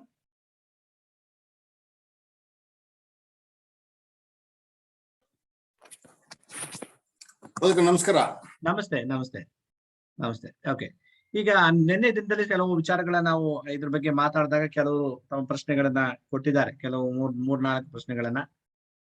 ಅದರ ಬಗ್ಗೆ ಸಹೋದರಿ ಸವಿತಾ ಅವರು ನಮ್ಗೆ ಬರ್ಕೊಂಡಿದ್ದಾರೆ ಕೆಲವು ಪ್ರಶ್ನೆಗಳನ್ನ. ಈಗ ಅವರು ಯಾವ ಪ್ರಶ್ನೆ ಅಂತಕ್ಕಂಥದ್ದು ನಿಮ್ಗೆ ಅವ್ರು ಹೇಳ್ತಾರೆ, ಅದಕ್ಕೆ ನೀವು ಉತ್ತರವನ್ನ ನೀವು ಕೊಡ್ಬೇಕಾಗಿ ನಮ್ಮಲ್ಲಿ ನಾವು ಕೇಳ್ಕೊತೀವಿ. ಇನ್ನು ಅದಾದ ನಂತರ ನೇರವಾಗಿ ಕೆಲವು ಪ್ರಶ್ನೆಗಳು ಯಾರು ಕೇಳೋರಿದ್ರೆ ಸಮಯನ ನಾವು ಕೊಡೋಣ. ಓಕೆ, ಸಹೋದರಿ ಸಬಿತಾ ಅವರೇ, ನಿನ್ನೆ ಬರ್ಕೊಂಡಿರ್ತಕ್ಕಂಥ ಪ್ರಶ್ನೆಯನ್ನ ಅವ್ರಿಗೆ ಡಾಕ್ಟರ್ಗೆ ಹೇಳುವಾಗ ಕೇಳ್ಕೊತೀನಿ. ಡಾಕ್ಟರ್, ಇವರು ಪ್ರೇಮ್ನಾಥ್ ಕೋಲ್ಕರ್ ಅವರು ಲಾಸ್ಟ್ ಟೈಮ್ ನಿಮ್ಗೆ ಒಂದು ಪ್ರಶ್ನೆಯನ್ನ ಕೇಳಿದ್ರು. ಅವ್ರ ಒಂದು ಚೆಸ್ಟ್ ಅಲ್ಲಿ ಕಂಪ್ರೆಷನ್ ಆಗ್ತಾ ಇದೆ, ಏನೋ ಸಮಸ್ಯೆ ಇದೆ, ಮತ್ತೆ ಪೇನ್ ಇದೆ ಅಂತ ಹೇಳಿ ನೀವು ಕೆಲವೊಂದು ಎಕ್ಸರ್ಸೈಸ್ ಗಳನ್ನ ಹೇಳ್ಕೊಟ್ಟಿದ್ರಿ. ಅವ್ರ ಎಕ್ಸರ್ಸೈಸ್ ಗಳನ್ನ ಮಾಡ್ತಾ ಇದ್ದಾರೆ, ಆದ್ರೂನು ಸಹ ಅವರಿಗೆ ಪೇನ್ ಬರ್ತಾ ಇದೆ. ಮತ್ತೆ ಬೇರೆ ಯಾವ ರೀತಿಯಾದಂತ ಒಂದು ಎಕ್ಸರ್ಸೈಸಸ್ ಅನ್ನ ಅಥವಾ ರೆಮಿಡಿಯನ್ನ ನೀವು ಕೊಡ್ತೀರಾ? ಓಕೆ, ಇಲ್ಲ, ಅವ್ರು ಕೇಳಿದ ಏನಂತಂದ್ರೆ ಎಲ್ಲಿ ತನಕಂಟ ನಾವು ಇನ್ನು ಅದನ್ನ ಕಂಟಿನ್ಯೂ ಮಾಡ್ಬೇಕು. How long the pain subsists and how long it is continuing? Because it's a good question what you asked me that. Yes, sir. What happens, see, what I told you that you told me that I explained you well about that. The Yes. of the chest, which has got more onto the intramuscular septum anta helತೀನಿ ನಾವು. So whereas I was explaining about, see, this is a rib cage. Yeah. Between this you have an intramuscular septum, intramuscular anti ನಾವು.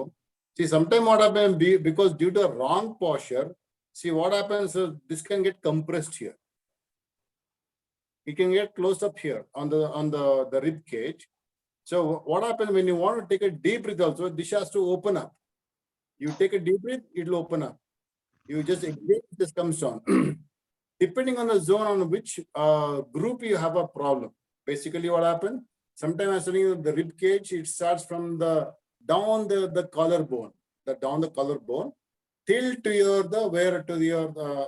lower segment ಅಂತೀವಿ ನಾವು ಅದನ್ನ. ಅಲ್ಲಿಂದ ನಾನು cover ಆಗಿರ್ತದೆ. Because last time ನಾನು exercise ಹೇಳ್ಕೊಟ್ಟೆ, ನೀವು ಹೀಗೆ ಮಾಡಿ ಹೀಗೆ ಮಾಡಿ ಅಂದ್ಬಿಟ್ಟು. ಬಟ್ ಸ್ಟಿಲ್ ಅದ್ರ ನಿಮ್ಗೆ ಇನ್ನೂ ಕಡಿಮೆ ಆಗಿಲ್ಲ ಅಂದ್ರೆ, but we need to rule out the way the problem is arising. Because basically what happens, sometimes even if you have a problem on the back side of your spine also, that can cause a lot of issues. Not only apart from it, even if the front muscles, what we call the sternocleidomastoid muscle, so even ಈ muscles ಬಂದು tight ಆಗಿದ್ದಾಗ it sits down like this because of the muscle is pulling towards the gravity. So we need to move against the gravity. So once you do them against the gravity, say like basically what happens, you have to do lot of these movements. Take a out like this, fold your arms out, like just take a deep breath, inhale like this, then again into bend backward. So then what happens, the muscles between the rib, it will open up like it extends there. ಈ extension ಆದಾಗ ಏನಾಗ್ತದೆ, ಪ್ರತಿಯೊಂದು muscles ಒಳಗಡೆ ಇದ್ರೂ slowly ಅದು release ಆಗ್ತದೆ. So okay, ಅವ್ರಿಗೆ ಅದ್ರಲ್ಲೂ ಕಡಿಮೆ ಆಗಿಲ್ಲ.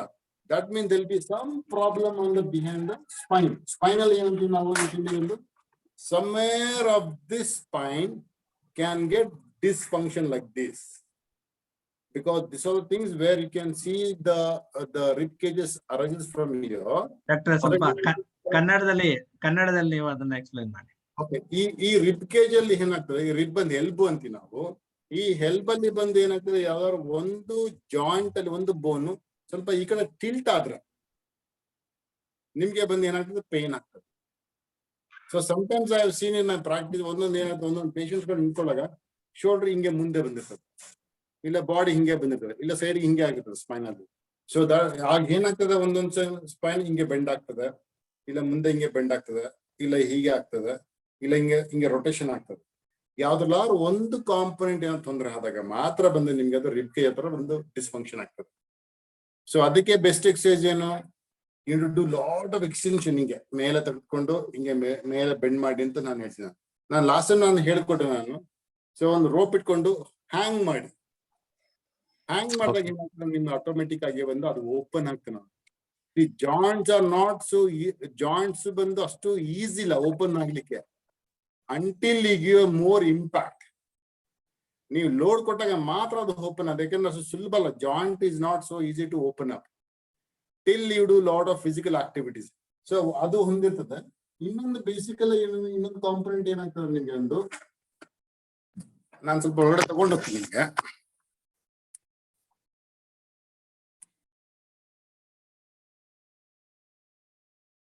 ಇದು ರಿಬ್ ಕೇಜ್ ಅಂತ ಹೇಳೋಣ ನಾನು. ಇದು ರಿಬ್ ಕೇಜ್. ಬಿಟ್ವೀನ್ ಇದ್ರಲ್ಲಿ ಮಸಲ್ ಆಗ್ಬೋದು, ಇಲ್ಲ ಇದ್ರಲ್ಲಿ ಆಗ್ಬೋದು, ಇಲ್ಲ ಇದ್ರಲ್ಲಿ ಆಗ್ಬೋದು, ಇಲ್ಲ ಇದ್ರಲ್ಲಿ ಆಗ್ಬೋದು. ಈ ಮಸಲ್ ಏನಾಗ್ತದೆ, ಇದು ಫಸ್ಟ್ ಲೇಯರ್, ಎಕ್ಸ್ಟರ್ನಲ್ ಲೇಯರ್ ಅಂತ ನಾವು ಪೆಕ್ಟೋರಲಿಸ್ ಮೇಜರ್ ಅಂತೀವಿ ನಾವು. ಇದನ್ನ ಬಂದು ಪೆಕ್ಟೋರಲಿಸ್ ಮೈನರ್ ಅಂತೀವಿ ನಾವು. ಇದು ಆದಾಗ ಏನಾಗ್ತದೆ, ಬಂದು ಬೇಸಿಕಲಿ ಬಂದು ಈ ಜಾಯಿಂಟ್ ನ ಬಂದು ಕಂಪ್ರೆಷನ್ ಮಾಡ್ಕೋತಾನೆ ಹಿಂಗೆ.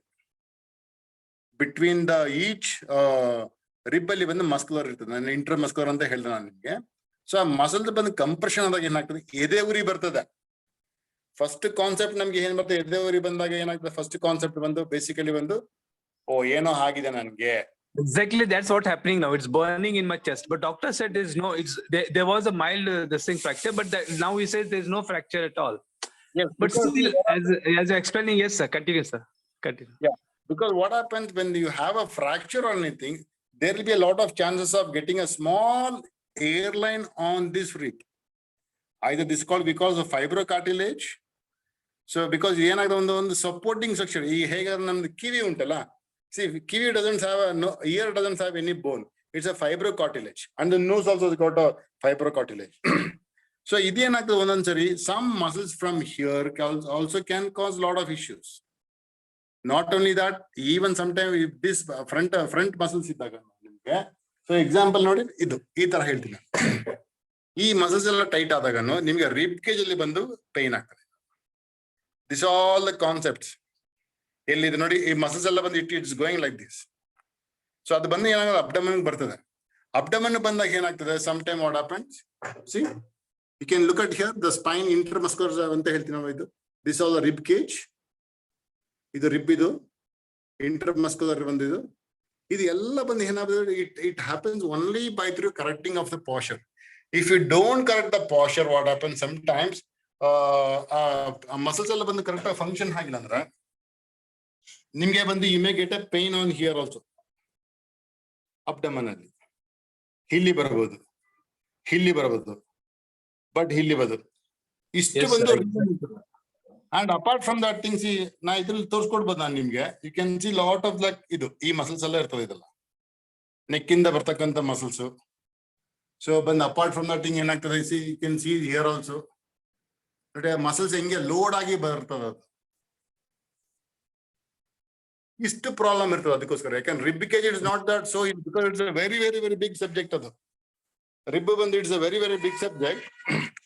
whatever you do, whatever the exercise you do, but until you need to get ruled out by a physical therapist. I think this answer is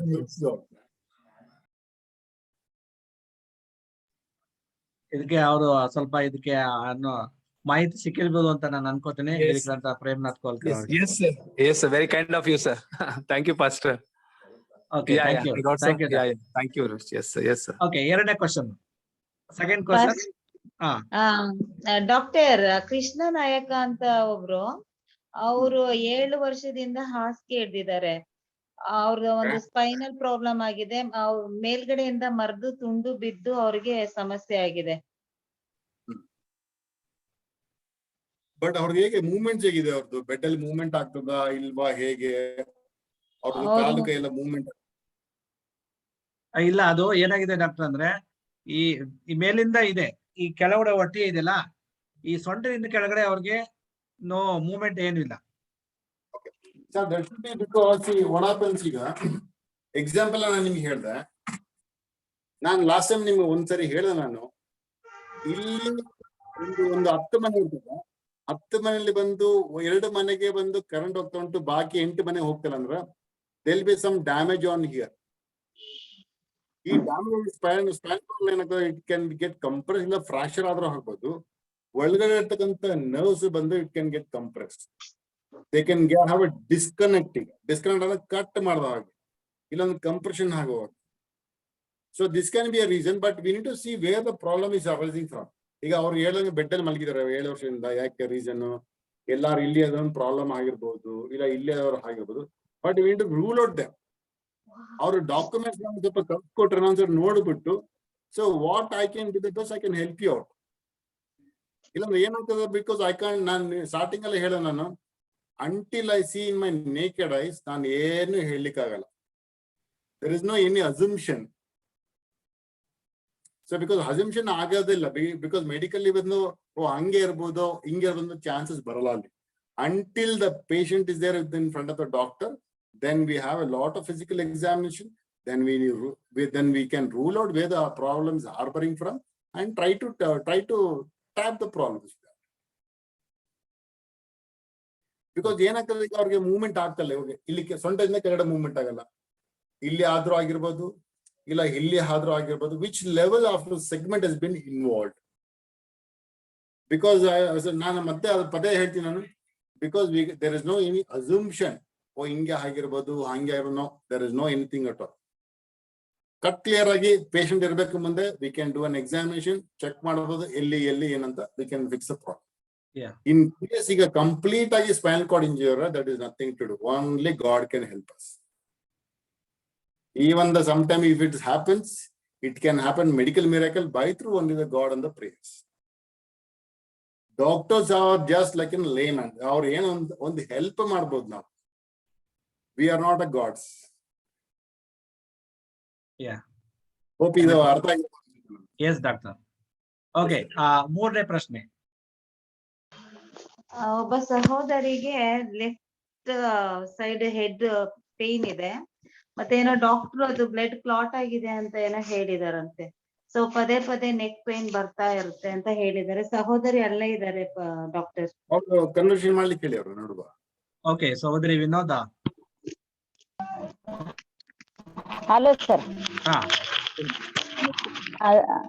sir, left side ಅಲ್ಲಿ ತಲೆಯಲ್ಲಿ ನನ್ಗೆ blood clot ಇದೆ ಅಂತ ಹೇಳಿದ್ರೆ sir, ಮತ್ತೆ left side ಇಂದ ನನ್ನ hand full ಅಲ್ಲಿಂದ ಇಲ್ಲಿವರೆಗೂ ನನ್ಗೆ ಎಳಿತಾ ಇರುತ್ತೆ ಸರ್. ಯಾರಾದ್ರೂ ಜೋರಾಗಿ ಅದ್ರ ಕಾಲ್ ಇಟ್ಬಿಟ್ಟಿದ್ರೆ ನನ್ಗೆ ಓಕೆ, ನಿಮ್ ಮೈಕ್ ಮ್ಯೂಟ್ ಆಗಿದೆ ನೋಡಿ. ಹಾ ಹಲೋ ಸರ್. ಹಾ ಅದು ಲೆಫ್ಟ್ ಸೈಡ್ ನನ್ ಕೈ ಫುಲ್ ಎಳಿಯುತ್ತೆ ಸರ್, ನೆಕ್ ಇಂದ ಫುಲ್ ನನ್ ಕೈ ಎಳಿಯುತ್ತೆ. ಯಾರಾದ್ರೂ ಜೋರಾಗಿ. ಹಾ ಸರ್, ಲೆಫ್ಟ್ ಸರ್, ಈ ಕಡೆ ಲೆಫ್ಟ್ ಸೈಡ್ ಸರ್, ರೈಟ್ ಇಲ್ಲ ನನ್ಗೆ. ಅಲ್ಲಿಂದ ಫುಲ್ ಎಳಿಯುತ್ತೆ ಸರ್. ಹಾ ಸರ್, ಎಳಿಯುತ್ತೆ ಸರ್. ಇಲ್ಲ ನೆಕ್ ಇಂದ ಫುಲ್ ಮೇಲಿಂದ ಸರ್. ಓಕೆ. ಸೊ ಬಟ್ ನಿಮ್ಗೆ ಅದು ಬ್ಲಡ್ ಎಲ್ಲಿ ಕ್ಲಾಟ್ ಆಗಿದೆ ಅಂತ ಹೇಳ್ತಾರೆ ಡಾಕ್ಟರ್? ಲೆಫ್ಟ್ ಸೈಡ್ ಇಲ್ಲ, ಲೆಫ್ಟ್ ಸೈಡ್ ಅಲ್ಲಿ ಕಿವಿ ಮೇಲ್ಗಡೆ ಸರ್, ನನ್ಗೆ ಸ್ವಲ್ಪ ಮೇಲ್ಗಡೆ ಈ ಕಡೆ, ಅಂದ್ರೆ ಕಿವಿಯಿಂದ ಹಿಂಭಾಗದಲ್ಲಿ ಸರ್, ಮೇಲೆ ಸರ್, ಇನ್ನು ಸ್ವಲ್ಪ ಮೇಲೆ ಸರ್. ಡಾಕ್ಟರ್ ಬೆಲ್ಲರ್ಡ್ ಆನ್ ದ ವಿಡಿಯೋ. ಹಾ ಸರ್. ಅಲ್ಲ, ಅವ್ರನ್ನ ವಿಡಿಯೋ ಬರ್ಲಿಕ್ಕೆ. Okay sir. ಹಾ, ನೀವು ವಿಡಿಯೋ ಆನ್ ಮಾಡ್ತಾ sir. Okay, this side sir, this side sir. Sir, ಅದು ರಿಪೋರ್ಟ್ ಕಳಿಸ್ಬೇಕಂದಿದ್ದೆ ನಾನು, ಆಗ್ಲಿಲ್ಲ ಸರ್. ಯೂಶಲಿ ಬ್ಲಡ್ ಕ್ಲಾಟ್ ಆದಾಗ ಒಂದ್ ಏನಾಗ್ತದೆ ಅಂದ್ರೆ, ಒಂದು ಬ್ರೈನ್ ಅಲ್ಲಾದ್ರೂ ನಿಮ್ಗೆ ಪ್ರಾಬ್ಲಮ್ ಇರ್ತದೆ. ಬಂದ ಹಾಗೆ ಏನಾಗ್ತದೆ, ನಾನ್ ನಿಮ್ಗೆ ಲಾಸ್ಟ್ ಟೈಮ್ ಅಲ್ಲೇ ಹೇಳ್ದೆ ನಾನು ನಿಮ್ಗೆ, ಇಲ್ಲಿ ಯಾವ್ದಾದ್ರು ಸ್ಪೈನಲ್ ಕಾಲಮ್ ಅಲ್ಲಿ ಯಾವ್ದಾದ್ರು ಒಂದು ಕಂಪ್ರೆಷನ್ ಆದಾಗನು ಹೆಡ್ ಏಕ್ ಒಂದು ಇಲ್ಲಿ ಬರ್ತದೆ, ಇಲ್ಲ ಇಲ್ಲಿ ಬರ್ತದೆ, ಇಲ್ಲ ಇಲ್ಲಿ ಬರ್ತದೆ, ಇಲ್ಲ ಇಲ್ಲಿ ಬರ್ಬೋದು ಹೆಡ್ ಏಕ್. ಇಲ್ಲಾಂದ್ರೆ back side of the skull ಅಲ್ಲಿ ಬರ್ಬೋದು. ಈ ನೀವ್ ಹೇಳಿದ ಪ್ರಕಾರ ಬಂದು ನೀವು ಇಲ್ಲಿ ಕೆಳಗಡೆ ಕೈಯಿಂದ ಕೆಳಗಡೆ ಬರ್ತಾ ಉಂಟಂದ್ರೆ ಯಾವ್ದಾರ ಒಂದು ನರ್ವ್ ಇಲ್ಲಿಂದ ಕಂಪ್ರೆಷನ್ ಆದಾಗ ಮಾತ್ರ. ಬಿದ್ದು ಏನಾರ ಏಟ್ ಆಗಿತ್ತಾ ಅದನ್ನು ಹೇಳಿ. ಹಾ, ನಾನು ಬೈಕ್ ಮೇಲಿಂದ ಬಿದ್ದಿದ್ದೆ ಸರ್, ನನಗೆ 5 years ಬ್ಯಾಕ್ ಅಲ್ಲಿ. Some problem on the spine. ಆ ಸ್ಪೈನ್ ಹೇಗೆ ಪ್ರಾಬ್ಲಮ್ ಬರ್ತದೆ ಅಂತ ನಾನು ನಿಮ್ಗೆ ಒಂದ್ಸರಿ ತೋರಿಸ್ಕೊಡ್ತೀನಿ ನಿಮ್ಗೆ. ಓಕೆ.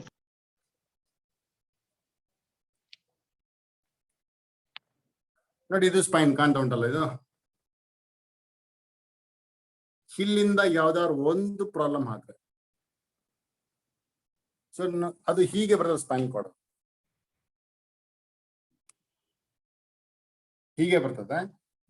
ಪ್ಲಸ್ ಬಂದು ಇನ್ನೊಂದು ಏನಾಗ್ತದೆ, ನಿಮ್ಗೆ ಯಾವ್ದಾರು ಒಂದು ಪೇನ್ ಬಂದಾಗ ನಿಮ್ಗೆ ನೋಡಿ, ನಾನು ನಿಮ್ಗೆ ಆಗ್ಲೇ ಹೇಳ್ಕೊಟ್ಟೆ, ನಾನು ನಿಮ್ಗೆ ಇಲ್ಲಿಂದ ಬಂದ್ರು ಏನಾಗ್ತದೆ, ನಿಮ್ಗೆ ಬಂದು ಪೇನ್ ಶುರು ಆಗ್ತದೆ.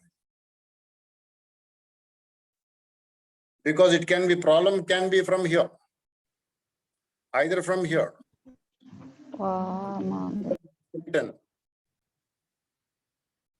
So because usually ನೀವು ಅದನ್ನ ರಿಪೋರ್ಟ್ ಒಂದ್ಸರಿ ನಂಗೆ ಕಳ್ಸ್ಕೊಡಿ ನಾನು ಒಂದ್ಸರಿ ನೋಡ್ತೀನಿ ನಾನು. ಸೊ ನೋಡ್ಬಿಟ್ಟು ನಾನು ಏನ್ ಮಾಡ್ಬೋದು ಅಂತ ಹೇಳ್ಬಿಟ್ಟು ನಾನು ಬೇಕಾದ್ರೆ ನಿಮ್ಗೆ ಅದು ಒಂದು ಐಡಿಯಾ ಕೊಟ್ಟು ಬೇಕಾದ್ರೆ ಏನ್ ಸುತ್ತ ಪರಿಹಾರ ಏನ್ ಬೇಕಂತ ನಾನು ನಿಮ್ಗೆ ಅದನ್ನ ಆದಷ್ಟು ನಾನು ಟ್ರೈ ಮಾಡ್ತೀನಿ. ಓಕೆ ಸರ್, ಕಳಿಸ್ತೀನಿ ಸರ್. Okay, thank you doctor. Okay, next ಪ್ರಶ್ನೆ, ಮುಂದಿನ ಪ್ರಶ್ನೆ. ಡಾಕ್ಟರ್, ನನ್ಗೆ ಯಾಕೆ ಪಾದ ನೋವು ಬರುತ್ತೆ? ಸೋಲ್ ಪೇನ್ ಬರಕ್ಕೆ ಕಾರಣಗಳೇನು? There are a lot of reasons because usually soul pain andaga it is a very big complex subject adu. Basically ಏನಂತಾರೆ, ನಮ್ಮ foot ಅಲ್ಲಿ ಬಂದು we don't have much of muscles attachments. The reason is because only basically ಏನಾಗ್ತದೆ, ಒಂದು 45 joint ಇರ್ತದೆ foot ಅಲ್ಲಿ. ಬಂದು ಒಂದು ಜಾಯಿಂಟ್ ಡಿಸ್ಫಂಕ್ಷನ್ ಆದಾಗನು there will be some variations because even ಒಂದ್ ಏನಾಗ್ತದೆ, ಬ್ಯಾಕ್ ಪೇನ್ ಇದ್ರೂ ನಿಮ್ಗೆ ಪಾದಲ್ಲಿ ಹುರಿ ಬರ್ತದೆ, ಹಿಪ್ ಪೇನ್ ಅಲ್ಲಿ ಇದ್ರು ನಿಮ್ಗೆ ಪೇನ್ ಬರ್ತದೆ. ಹಿಪ್ ಪೇನ್ ನಾವು ಇದು ಹೇಳ್ತೀವಿ, ಇಲ್ಲಿ ಬ್ಯಾಕ್ ಪೇನ್ ಇದ್ರು ನಿಮ್ಗೆ ಹುರಿ ಬರ್ತದೆ. ಇಲ್ಲಾಂದ್ರೆ ಹಿಪ್ ಜಾಯಿಂಟ್ ಅಂತೀವಿ ನಾವು, ಇಲ್ಲಿದ್ರು ಪೇನ್ ಬರ್ತದೆ. ಇಲ್ಲಾಂದ್ರೆ ಮಂಡಿಯಲ್ಲಿದ್ರು ಪೇನ್ ಬರ್ತದೆ ನಿಮ್ಗೆ. ಇಲ್ಲಾಂದ್ರೆ ಪಾದದಲ್ಲಿ ಯಾವ್ದಾದ್ರು ಒಂದು ಮಸಲ್ಸ್ ಇಲ್ಲ ಯಾವ್ದಾದ್ರು ಒಂದು ಬೋನು ಏನಾದ್ರು ಆ ಕಡೆ ವೇರಿಯೇಷನ್ ಆದ್ರೂ ನಿಮ್ಗೆ ಬರ್ತದೆ. Because basically it's alignment. ಈಗ ನಾವು ಬೆಡ್ರೂಮ್ ಅಲ್ಲಿ ಏನ್ ಮಾಡ್ತೀವಿ, ನಾವು ಕಾರ್ಡ್ ಕರೆಕ್ಟ್ ಆಗಿ ಇಟ್ಟಿರ್ತೀವಿ, ಸ್ವಲ್ಪ ಕ್ರಾಸ್ ಆದಾಗ ಏನಾಗ್ತದೆ, we try to figure out and try to fix it. Because every human body has got a perfection. ಆ ಪರ್ಫೆಕ್ಷನ್ ಇಲ್ಲ ಏನಾಗ್ತದೆ, ಯು ಕಾಂಟ್ ಡೂ ಎನಿಥಿಂಗ್. ಈಗ ಒಂದು ಪ್ಲಸ್ ಬಂದು ಇನ್ನೊಂದು ಪಾದದಲ್ಲಿ ಒಂದು 13 ಲೇಯರ್ ಮಸಲ್ಸ್ ಇರ್ತವೆ ಟು ಟಚ್ ದ ಬೋನ್. ಆ 13 ಲೇಯರ್ ಮಸಲ್ಸ್ ಏನಾಗ್ತದೆ, ಒಂದೊಂದ್ಸರಿ ಟೈಟ್ನೆಸ್ ಹಿಂಗೆ ಆಗ್ತದೆ. ಬಿಕಾಸ್ ಆಫ್ ನಾವು ಫುಟ್ ವೇರ್ಸ್ ಏನಂತೀವಿ, ನಾವು ಸ್ಲಿಪ್ಪರ್ಸ್ ಗಳು ಏನಂತೀವಿ, ಅದು ಕರೆಕ್ಟ್ ಆಗಿ ಪರ್ಫೆಕ್ಷನ್ ಕರೆಕ್ಟ್ ಆಗಿ ಇಲ್ಲ, ಜಾಯಿಂಟ್ ಏನ್ ಕರೆಕ್ಟ್ ಆಗಿ ಸಿಕ್ಕಿಲ್ಲ ಅಂದ್ರೆ it starts get irritating. So ಈಗ ಎಕ್ಸಾಂಪಲ್ ಇನ್ನೊಂದು ಹೇಳಿದ್ರೆ, ನಾವು ಹೊರಗಡೆ ಎಲ್ಲ ಹೋಗ್ತೀವಿ, ನಾವು we try to have some good food. ಆ food taste starts getting irritated, we try to reject it out. The same thing ಇದ್ರಲ್ಲಿ ಏನಾಗ್ತದೆ, ಫುಡ್ ಅಲ್ಲಿ ಬಂದ ಹಾಗೇನೆ ಆ ಕರೆಕ್ಟ್ ಆಗಿ ಅದು ಏನು ಪಾಶ್ಚರ್ ಬೇಕು, ಕರೆಕ್ಟ್ ಆಗಿ ಆ ಬ್ರಿಡ್ಜ್ ತರ ನಾವು ಸ್ಪೈನ್ ಇದ್ರಲ್ಲಿ ಬಂದು ಫುಟ್ ಅಲ್ಲಿ ಬಂದು ಒಂದು ಆರ್ಚ್ ಇರ್ತದೆ, ಅದು ಕರೆಕ್ಟ್ ಆಗಿ ಮೇಂಟೈನ್ ಆಗಿದೆ ಅಂದ್ರೆ muscles get irritated. So muscles tight ಆದಾಗ ಏನಾಗ್ತದೆ, ಒಳಗಡೆ ಇರ್ತಕ್ಕಂಥ ಬ್ಲಡ್ ವೆಸಲ್ಸ್ ಎಲ್ಲ ಬಂದು ಕಂಪ್ರೆಷನ್ ಆದಾಗ ಸೊ ಅಲ್ಲಿಂದ ಏನಾಗ್ತದೆ, ಒಳಗಡೆ ಹೋಗುವಂತ ಬ್ಲಡ್ ಬಂದು ಒಂದು ಸ್ಲೋ ಆಗ್ತದೆ. It just get spray. ಫ್ಲೋಗೂ ಸ್ಪ್ರೇಗೂ ತುಂಬಾ ಡಿಫ್ರೆನ್ಸ್ ಉಂಟು. ಏನಾದ್ರು ಒಂದು ಸ್ಪ್ರೇ ಆದಾಗ ಏನಾಗ್ತದೆ, ಒಳಗಡೆ ಬಂದು ಅದಕ್ಕೆ ಕರೆಕ್ಟ್ ಆಗಿ ನ್ಯೂಟ್ರಿಷನ್ಸ್ ಏನಾದ್ರು ಕರೆಕ್ಟ್ ಆಗಿ ಸಿಕ್ಕದೇ ಇರೋ ಏನಾಗ್ತದೆ, ಮಸಲ್ಸ್ ಆಟೋಮೆಟಿಕ್ ಬಂದು ಕಾಂಟ್ರಾಕ್ಷನ್ ಹಿಂಗೆ ಟೈಟ್ ಆಗ್ತದೆ. ಆ ಟೈಟ್ ಆದಾಗ ಏನಾಗ್ತದೆ, ಬೋನ್ ಜಾಯಿಂಟ್ ಅಂತೀವಿ ನಾವು, ಜಾಯಿಂಟ್ ಏನಾಗ್ತದೆ, ಅಲೈನ್ಮೆಂಟ್ ತಪ್ಪಿ ಹೋಗ್ತದೆ. ಆ ಅಲೈನ್ಮೆಂಟ್ ತಪ್ಪಿ ಹೋದಾಗ ಏನಾಗ್ತದೆ, ಆ ಕಡೆ ವೇರಿಯೇಷನ್ ಆದಾಗ ನೀವೇನು ಪಾದ ಇಟ್ಟೋಗ ನೀವು it starts getting irritated. So this is the problem it happens with the food. ನಾನು ಅದ್ರ ಬಗ್ಗೆ ಒಂದ್ಸರಿ ಎಕ್ಸ್ಪ್ಲೈನ್ ಮಾಡ್ತೀನಿ, ಯಾಕಂದ್ರೆ ಫುಡ್ ಬಗ್ಗೆ ನಾನು ಇನ್ನೂ ಮಾತಾಡಲಿಲ್ಲ. ಈವನ್ ಹೀಲ್ಸ್ ಹಾಕೋದ್ರಿಂದನೂ ಕೆಲವು ಸತಿ ಪ್ರಾಬ್ಲಮ್ ಆಗುತ್ತೆ. ಡೆಫಿನೆಟ್ಲಿ, ಬಿಕಾಸ್ ಹೀಲ್ಸ್ ಹಾಕೋವಾಗ ಏನಾಗ್ತದೆ, ವಿ ಕಾಲ್ ಅನ್ ಹಾಲ್ಗುನ್ಸ್ ಫಿನಾಮಿನ್ ಅಂತೀವಿ ನಾವು. ಹಾಲ್ಗುನ್ಸ್ ಫಿನಾಮಿನ್ ಅಂದ್ರೆ ಆ ಫೂಟ್ ಹಿಂಗಡೆ ಬಂದು ಒಂದು ಚಿಕ್ಕದೊಂದು ಬರ್ಸ ಇರ್ತದೆ. ಅದು ನಾನು ನೆಕ್ಸ್ಟ್ ಟೈಮ್ ಅದು ಎಕ್ಸ್ಪ್ಲೈನ್ ಮಾಡಿ ಕೊಡ್ತೀನಿ ನಾನು. Lot of things because it is a foundation for the body, human body. Foot ಬಂದು. ಈಗ ನಮಗೆ ಫೌಂಡೇಶನ್ ಸ್ಟ್ರಾಂಗ್ ಇದ್ರೆ ಬಿಲ್ಡಿಂಗ್ ಹೆಂಗಾರು ಕನ್ಸ್ಟ್ರಕ್ಷನ್ ಮಾಡ್ಬೋದು ನಾವು. ಆ ಫೌಂಡೇಶನ್ ಕರೆಕ್ಟ್ ಆಗಿ ಸ್ಟ್ರಾಂಗ್ ಇಲ್ಲ ಅಂದ್ರೆ it can get collapse because all the weight are getting distribute from the top to the bottom. Because ಇದು ಬಂದು ಏನಾಗ್ತದೆ ನಾ ಕೆಳಗಡೆ ಹೇಳೋಣ, ಹಿಂಗೆ ಒಂದು ವೆಯ್ಟ್ ಬಂದು ಇಲ್ಲಿ ಹಿಂಗೆಲ್ಲ 5 ಬೆರಳಿಗೆ ಬಂದು ಡಿಸ್ಟ್ರಿಬ್ಯೂಷನ್ ಆಗುತ್ತೆ. ಬಟ್ 5 ಯಾವ ಆಗ್ತದೆ ಬೇಸಿಕಲಿ ಹೀಲಲ್ಲಿ ಬಂದು it plays a major role ಅದು. ಕರೆಕ್ಟ್. Okay, thank you. ಬೇರೆ ಏನಾದ್ರು ಪ್ರಶ್ನೆ ಏನಾದ್ರು ಇದೆ ಅಂತೀರಾ? ಡಾಕ್ಟರ್, ಇದು ಪಿಲ್ಲೋ ಯಾವ ರೀತಿಯಾಗಿ ಇಟ್ಕೊಂಡು ಮಲಗಬೇಕು, ಇಲ್ಲಾಂದ್ರೆ ಶೋಲ್ಡರ್ ಪೇನ್ ಆಗುತ್ತೆ, ಅದನ್ನ ಹೇಳಿದ್ರಿ ನೀವು, ಅದನ್ನ ಸ್ವಲ್ಪ ನಮ್ಗೆ ಹೇಳಿದ್ರೆ ಚೆನ್ನಾಗಿರುತ್ತೆ. ಪಿಲ್ಲೋ ಏನಾಗ್ತದೆ ಅಂದ್ರೆ ಬೇಸಿಕಲಿ ನಿಮ್ಗೆ ಇಲ್ಲಿ ನೀವು ಸ್ಪೈನ್ ಇಟ್ಕೊಂಡಾಗ ಒಂದ್ಸರಿ ಸ್ಪೈನ್ ಏನಾಗ್ತದೆ, ನಾನು ಸೈಡಿಂದ ತೋರಿಸ್ಕೊಡ್ತೀನಿ.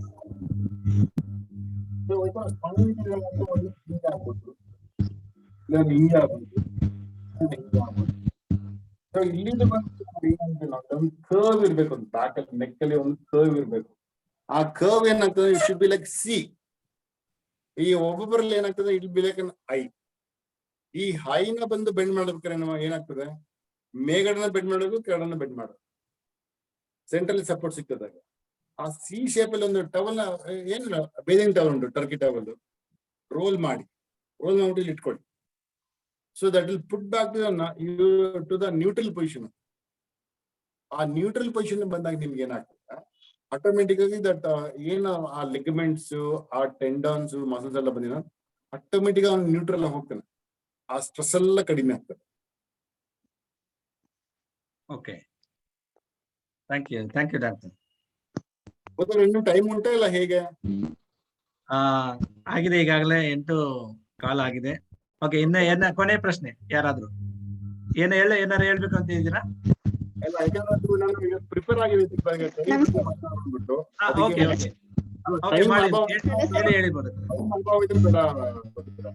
ಹೇಳಿ. Okay, hello. ಯಾರು? ಹಲೋ ಸರ್, ಮಾತಾಡಿ. ಮಂಜುಳಾ. ಓಕೆ, ಒಲವನಹಳ್ಳಿ. ಓಕೆ. ಹಲೋ, ನಮಸ್ತೆ ಡಾಕ್ಟರ್.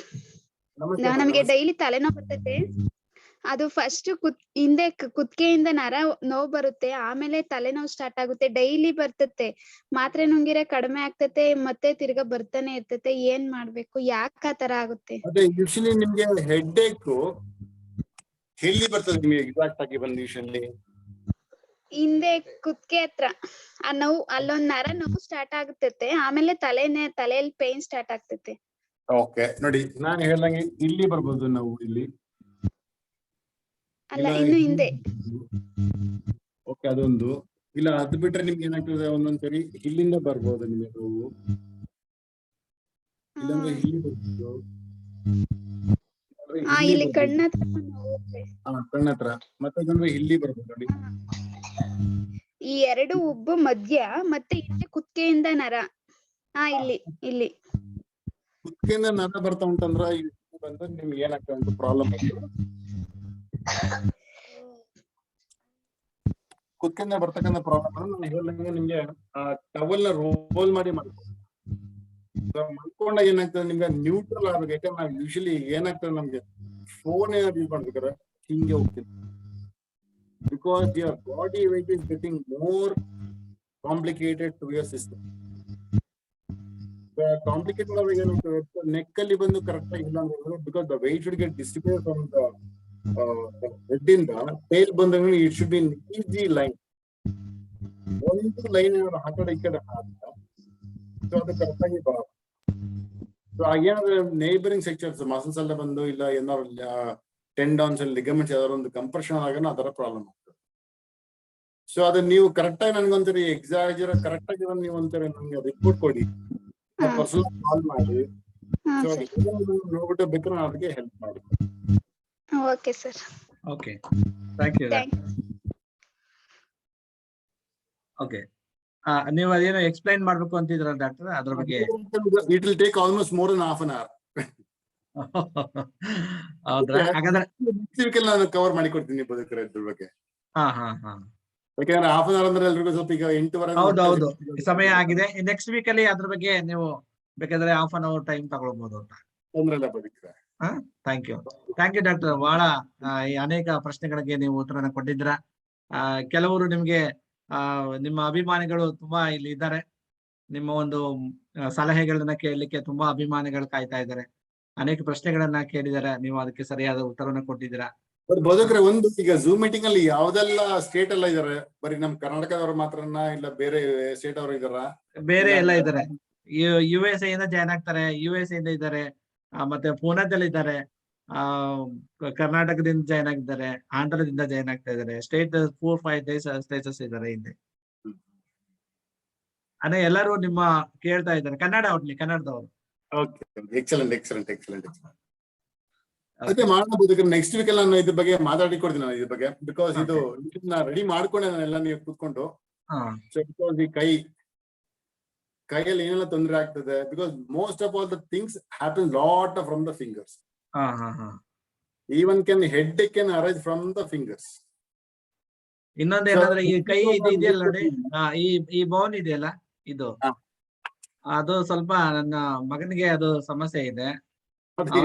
ತೋರಿಸಿದ ಅದ್ರ ಬಗ್ಗೆ ಹೇಳಿಕೊಡಿ. ನೆಕ್ಸ್ಟ್ ವೀಕ್ ಅಲ್ಲಿ ನಾನು ಮಾಡ್ಕೊಡ್ತೀನಿ. Thank you. ಧನ್ಯವಾದಗಳು ನಿಮ್ಗೆ. ಬಹಳ ಸಮಯನ ನೀವು ನಮ್ಗೆ ಕೊಟ್ಟಿದ್ದೀರಾ. ನಿಮ್ಗೆ ಹೃದಯಪೂರ್ವಕವಾಗಿ ನಮ್ಮೆಲ್ಲರ ಪರವಾಗಿ ನಿಮ್ಗೆ ಧನ್ಯವಾದಗಳನ್ನ ಅರ್ಪಿಸುವಂತ. Thank you. ಸೊ ಈಗ ನಾವು ಪ್ರಾರ್ಥನೆಗೆ ಮುಕ್ತಾಯ ಸಮಯಕ್ಕೆ ಬರೋಣ. ಪ್ರಾರ್ಥನೆಯ ಸಮಯವನ್ನ ನಾವು ಕಳೆಯೋಣ. ಈಗ ಪ್ರಾರ್ಥನೆ ಮಾಡುವಂತವ್ರ ಹೆಸರು ನಾನು ಹೇಳ್ತೇನೆ. ಅವರು ನಮ್ಗೆ ಒಬ್ರು ಪ್ರಾರ್ಥನೆಯನ್ನ ನಡೆಸ್ಕೊಡ್ಬೇಕಾಗಿ ನಾನು ಕೇಳ್ಕೊತೇನೆ. ಓಕೆ, ನಮ್ಮ ಮಧ್ಯದಲ್ಲಿ ಹಿರಿಕರಂತ ಇವ್ಲಿನ್ ಪಾಲ್ ಅವರು ಇದ್ದಾರೆ. ಅವರು ನಮ್ಗೆ ಕೊನೆಯ ಪ್ರಾರ್ಥನೆಯನ್ನು ನಡೆಸ್ಕೊಡ್ತಾರೆ. ಅದಾದ ನಂತರ ನಾವು ಪರಲೋಕದ ಪ್ರಾರ್ಥನೆಯನ್ನ ನಾವು ಮಾಡೋಣ. ಅದಾದ ನಂತರ ನಾವು ದೇವರ ಆಶೀರ್ವಾದವನ್ನ ನಾವು ದೇವರ ಒಂದು ಆಶೀರ್ವಾದವನ್ನು ಹೊಂದ್ಕೊಳ್ಳೋಣ. ನಮ್ಮ ಮಧ್ಯದಲ್ಲಿ ಹಿರಿಯ ಬೋಧಕರು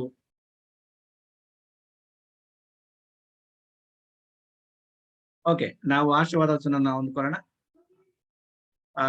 ಪ್ರಾರ್ಥನೆ ಮನವಿ ನಾನು ಈಗ ಡಿಸ್ಪ್ಲೇ ಮಾಡ್ತೀನಿ, ಅದಕ್ಕೋಸ್ಕರವಾಗಿ ನೀವು ಪ್ರಾರ್ಥನೆ ಮಾಡಿ ಕೇಳ್ಕೊತೇನೆ. ಇದಕ್ಕಂತ ಇವ್ಲಿನ್ ಪಾಲ್ ಅವರೇ, ನಿಮ್ಮ ಮೈಕ್ ಆನ್ ಮಾಡ್ಕೊಳ್ಳಿ. ಬೇರೆ ಮನವಿ ಇದೆಯಾ?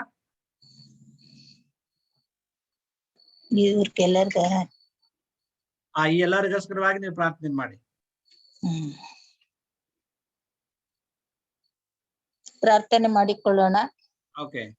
ಸರ್ವಶಕ್ತನು, ಸರ್ವವ್ಯಾಪಿಯು, ಸರ್ವೋತ್ತಮನು, ಸರ್ವ ಸೃಷ್ಟಿಗೆ ಯಜಮಾನನಾಗಿರುವ ನಮ್ಮ ರಕ್ಷಕನಲ್ಲಿ ತಂದೆಯಾದ ದೇವ, ನಿಮ್ಮ ಪರಿಶುದ್ಧವಾದ ನಾಮಕ್ಕೆ ಸ್ತೋತ್ರ ಸ್ವಾಮಿ. ನೀವು ಪರಿಶುದ್ಧನು, ನೀತಿವಂತನು, ಭೂಪರಲೋಕದ ಒಡೆಯನು, ಸೃಷ್ಟಿಕರ್ತನಾಗಿದ್ದೀಯಲ್ಲಪ್ಪ. ಒಂದು ಮಾತು ಹೇಳಿದರೆ ಸಾಕು ಸ್ವಾಮಿ, ಆ ಮಾತಿನಿಂದ ಎಲ್ಲಾ ಸೃಷ್ಟಿಗಳು ನಿನ್ ಮಾತು ಕೇಳ್ತವೆ ಸ್ವಾಮಿ. ಆ ಗಳಿಗೆಯಲ್ಲೇ ಎಲ್ಲ ಕಾರ್ಯವು ನೆರವೇರುತ್ತದಲ್ಲ ಸ್ವಾಮಿ.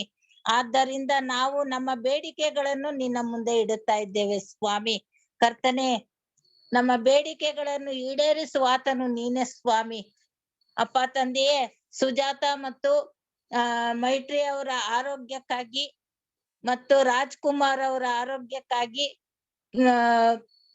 ಜಯಪ್ರಿಯ ಅವರ ಆರೋಗ್ಯಕ್ಕಾಗಿ,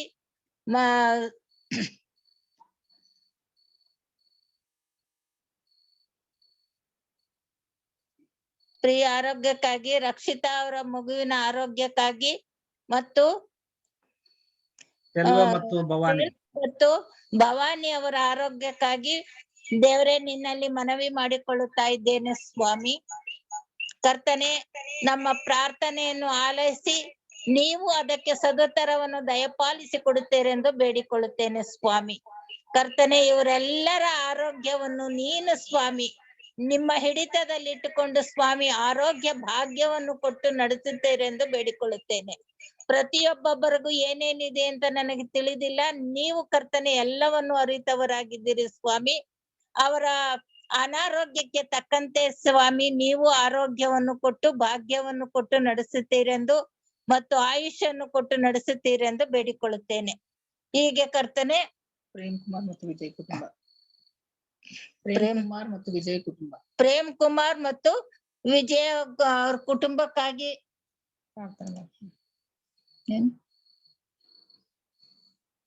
ಬೇಡಿಕೊಳ್ಳುತ್ತಾ ಇದ್ದೇನೆ ಸ್ವಾಮಿ. ಅವರನ್ನು ಆಶೀರ್ವದಿಸಿ ರಕ್ಷಿಸಪ್ಪ. ಭಕ್ತರಾಜ್ ಸೊಲೊಮನ್ ಆರೋಗ್ಯಕ್ಕಾಗಿ ಭಕ್ತರಾಜ್ ಸೊಲೊಮನ್ ಆರೋಗ್ಯಕ್ಕಾಗಿ ಭಕ್ತರಾಜ್ ಸಾಲೋಮನ್ ಅವರ ಆರೋಗ್ಯಕ್ಕಾಗಿ ವಿಲ್ಸನ್ ರಾಜ್ ಮತ್ತು ನೇತ್ರ ನಾಳೆ ಮದುವೆಗಾಗಿ ಪ್ರಾರ್ಥನೆ ಮಾಡುತ್ತಾ ಇದ್ದೇನೆ ಸ್ವಾಮಿ. ಅವರ ಮದುವೆಯನ್ನು ಸ್ವಾಮಿ ಸುರಕ್ಷಿತವಾಗಿ ನಡೆಸಬೇಕೆಂದು ಬೇಡಿಕೊಳ್ಳುತ್ತೇನೆ. ಮತ್ತು ನವೀನ್ ಅವರ ಕಿಡ್ನಿ ಸಮಸ್ಯೆ, ವೆಂಕಟಲಕ್ಷ್ಮಿ ಅವರ ಆರೋಗ್ಯಕ್ಕಾಗಿ, ನವೀನ್ ಸಿಂಗ್ ಅವರ ಟೈಫಾಯ್ಡ್ ಜ್ವರಕ್ಕಾಗಿ, ಗುಣವತಿ ಅವರ ಆರೋಗ್ಯಕ್ಕಾಗಿ ಬೇಡಿಕೊಳ್ಳುತ್ತಾ ಇದ್ದೇನೆ ಸ್ವಾಮಿ. ಇವರೆಲ್ಲರನ್ನು ನೀನು ಮುಟ್ಟಿ ಆಶೀರ್ವದಿಸಿ ಒಂದು ಮಾತು ಹೇಳಿ ಸ್ವಾಮಿ ಅವರಿಗೆ ಆರೋಗ್ಯ ಭಾಗ್ಯವು ದೊರೆಯುತ್ತದೆ ಎಂದು ನಂಬಿ ಬೇಡಿದ್ದೇನೆ ಸ್ವಾಮಿ. ಸೂಸನ್ ಮಾರ್ಟಿನ್ ಕಣ್ಣಿನ ಆರೋಗ್ಯಕ್ಕಾಗಿ, ರೋಜಾ ರಮೇಶ್ ಅವರ ಸುರಕ್ಷಿತ ಹೆರಿಗೆಗಾಗಿ ಕರ್ತನೆ, ಅವರ ರೋಜಾ ಅವರು ಸ್ವಾಮಿ ಸುರಕ್ಷಿತವಾಗಿ ನವಜಾತ ಶಿಶುವನ್ನು ಎತ್ತು ಸಂತೋಷ ಪಡುತ್ತಾರೆಂದು ನಾನು ಬೇಡಿಕೊಳ್ಳುತ್ತೇನೆ, ನಂಬಿದ್ದೇನೆ ಸ್ವಾಮಿ. ಕೆರೋಲಿನ್ ಅವರ ಸುರಕ್ಷಿತ ಹೆರಿಗೆಗಾಗಿ, ರಶ್ಮಿ ರಾಜಿಯವರ ಗರ್ಭ ಫಲಕ್ಕಾಗಿ, ರಾಜು ಸಾಮವೇಲ್ ಅವರ ಆರೋಗ್ಯಕ್ಕಾಗಿ ಬೇಡಿಕೊಳ್ಳುತ್ತಾ ಇದ್ದೇನೆ ಸ್ವಾಮಿ. ಇವರೆಲ್ಲರನ್ನು ನಿಮ್ಮ ಕರ್ತನೆ ನಿಮ್ಮ ಪಾದ ಸನ್ನಿಧಾನಕ್ಕೆ ಒಪ್ಪಿಸಿಕೊಡುತ್ತೇನೆ ಪ್ರಭು. ಕರ್ತನೆ, ನೀವು ಕರ್ತನೆ ತಂದೆಯಾಗಿ ದೇವರಾಗಿ ಎಲ್ಲ ವಿಷಯದಲ್ಲೂ ನೀವು ಅವರಿಗೆ ಬೇಕಾದೆಲ್ಲ ಸಹಾಯವನ್ನು ಕೊಟ್ಟು, ಆರೋಗ್ಯ ಭಾಗ್ಯ ಕೊಟ್ಟು, ಆಯುಷ್ಯನ್ನು ಕೊಟ್ಟು, ನಿನ್ನ ಭಯಭಕ್ತಿಯಲ್ಲಿ ಬೆಳೆಸುತ್ತೀರೆಂದು ಯೇಸು ನಾಮದಲ್ಲಿ ಬೇಡಿ ಹೊಂದಿದ್ದೇನೆ ಸ್ವಾಮಿ. ಆಮೆನ್. ಆಮೆನ್. ಪರಲೋಕ ನಮ್ಮ ತಂದೆಯೇ, ನಿನ್ನ ನಾಮವು ಪರಿಶುದ್ಧೆನಿಸಲ್ಪಡಲಿ, ನಿಮ್ಮ ರಾಜ್ಯವು ಬರಲಿ, ನಿಮ್ಮ ಚಿತ್ತವು ಪರಲೋಕದಲ್ಲಿ ನೆರವೇರ ಪ್ರಕಾರ ಭೂಲೋಕದಲ್ಲಿ ನೆರವೇರಲಿ. ನಮ್ಮ ಅನುದಿನದ ಆಹಾರ ನೀವು ದಯಪಾಲಿಸು. ನಮಗೆ ತಪ್ಪು ಮಾಡಿದವರು ನಾವು ಕ್ಷಮಿಸುವಂತೆ ನಮ್ಮ ತಪ್ಪುಗಳನ್ನ ಕ್ಷಮಿಸು. ನಮ್ಮನ್ನು ಶೋಧನೆಗೆ ಸೇರಿಸದೆ ಕೇಳಿಂದ ತಪ್ಪಿಸು. ಯಾಕೆಂದರೆ ರಾಜ್ಯವು ಬಲವು ಮಹಿಮೆಯು ಸದಾಕಾಲ ನಿನ್ನದೇ ಸ್ವಾಮಿ. ಆಮೆನ್. ನಮ್ಮ ಕರ್ತನಾದ ಯೇಸು ಕ್ರಿಸ್ತನ ಕೃಪೆಯು, ತಂದೆ ದೇವರ ಪ್ರೀತಿಯು, ಪವಿತ್ರಾತ್ಮನ ಅನುನ್ನತೆ ಐಕ್ಯತೆ ಸಹವಾಸವು ಈ ದಿನದ ಎಲ್ಲಾ ಕಾರ್ಯಕ್ರಮಗಳಲ್ಲಿ ಸ್ವಾಮಿ ನಿನ್ನ ಕೃಪೆ ನಡೆಸಕ್ಕಾಗಿ, ಹಾಗೂ ಈ ದಿನದ ಸಪಸಾರ ಪಾಠವನ್ನ ನಡೆಸಿದಂತವರಿಗಾಗಿಯೂ, ಹಾಗೂ ಆರೋಗ್ಯದ ವಿಷಯವಾಗಿ ತಿಳಿಸಿಕೊಟ್ಟಂತಹ ಡಾಕ್ಟರ್ಗಾಗಿಯೂ ಮತ್ತು ಪ್ರಾರ್ಥನೆ ಮಾಡಿದಂತವರಿಗಾಗಿಯೂ ಪ್ರಾರ್ಥನೆ ವಿಜ್ಞಾಪನೆಗಳ ಮೇಲೆಯೂ ನಿನ್ನ ಆಶೀರ್ವಾದವು ಇಂದು ಎಂದು ನಿರಂತರವಾಗಿರಲಿ ಸ್ವಾಮಿ. ಆಮೇನ್.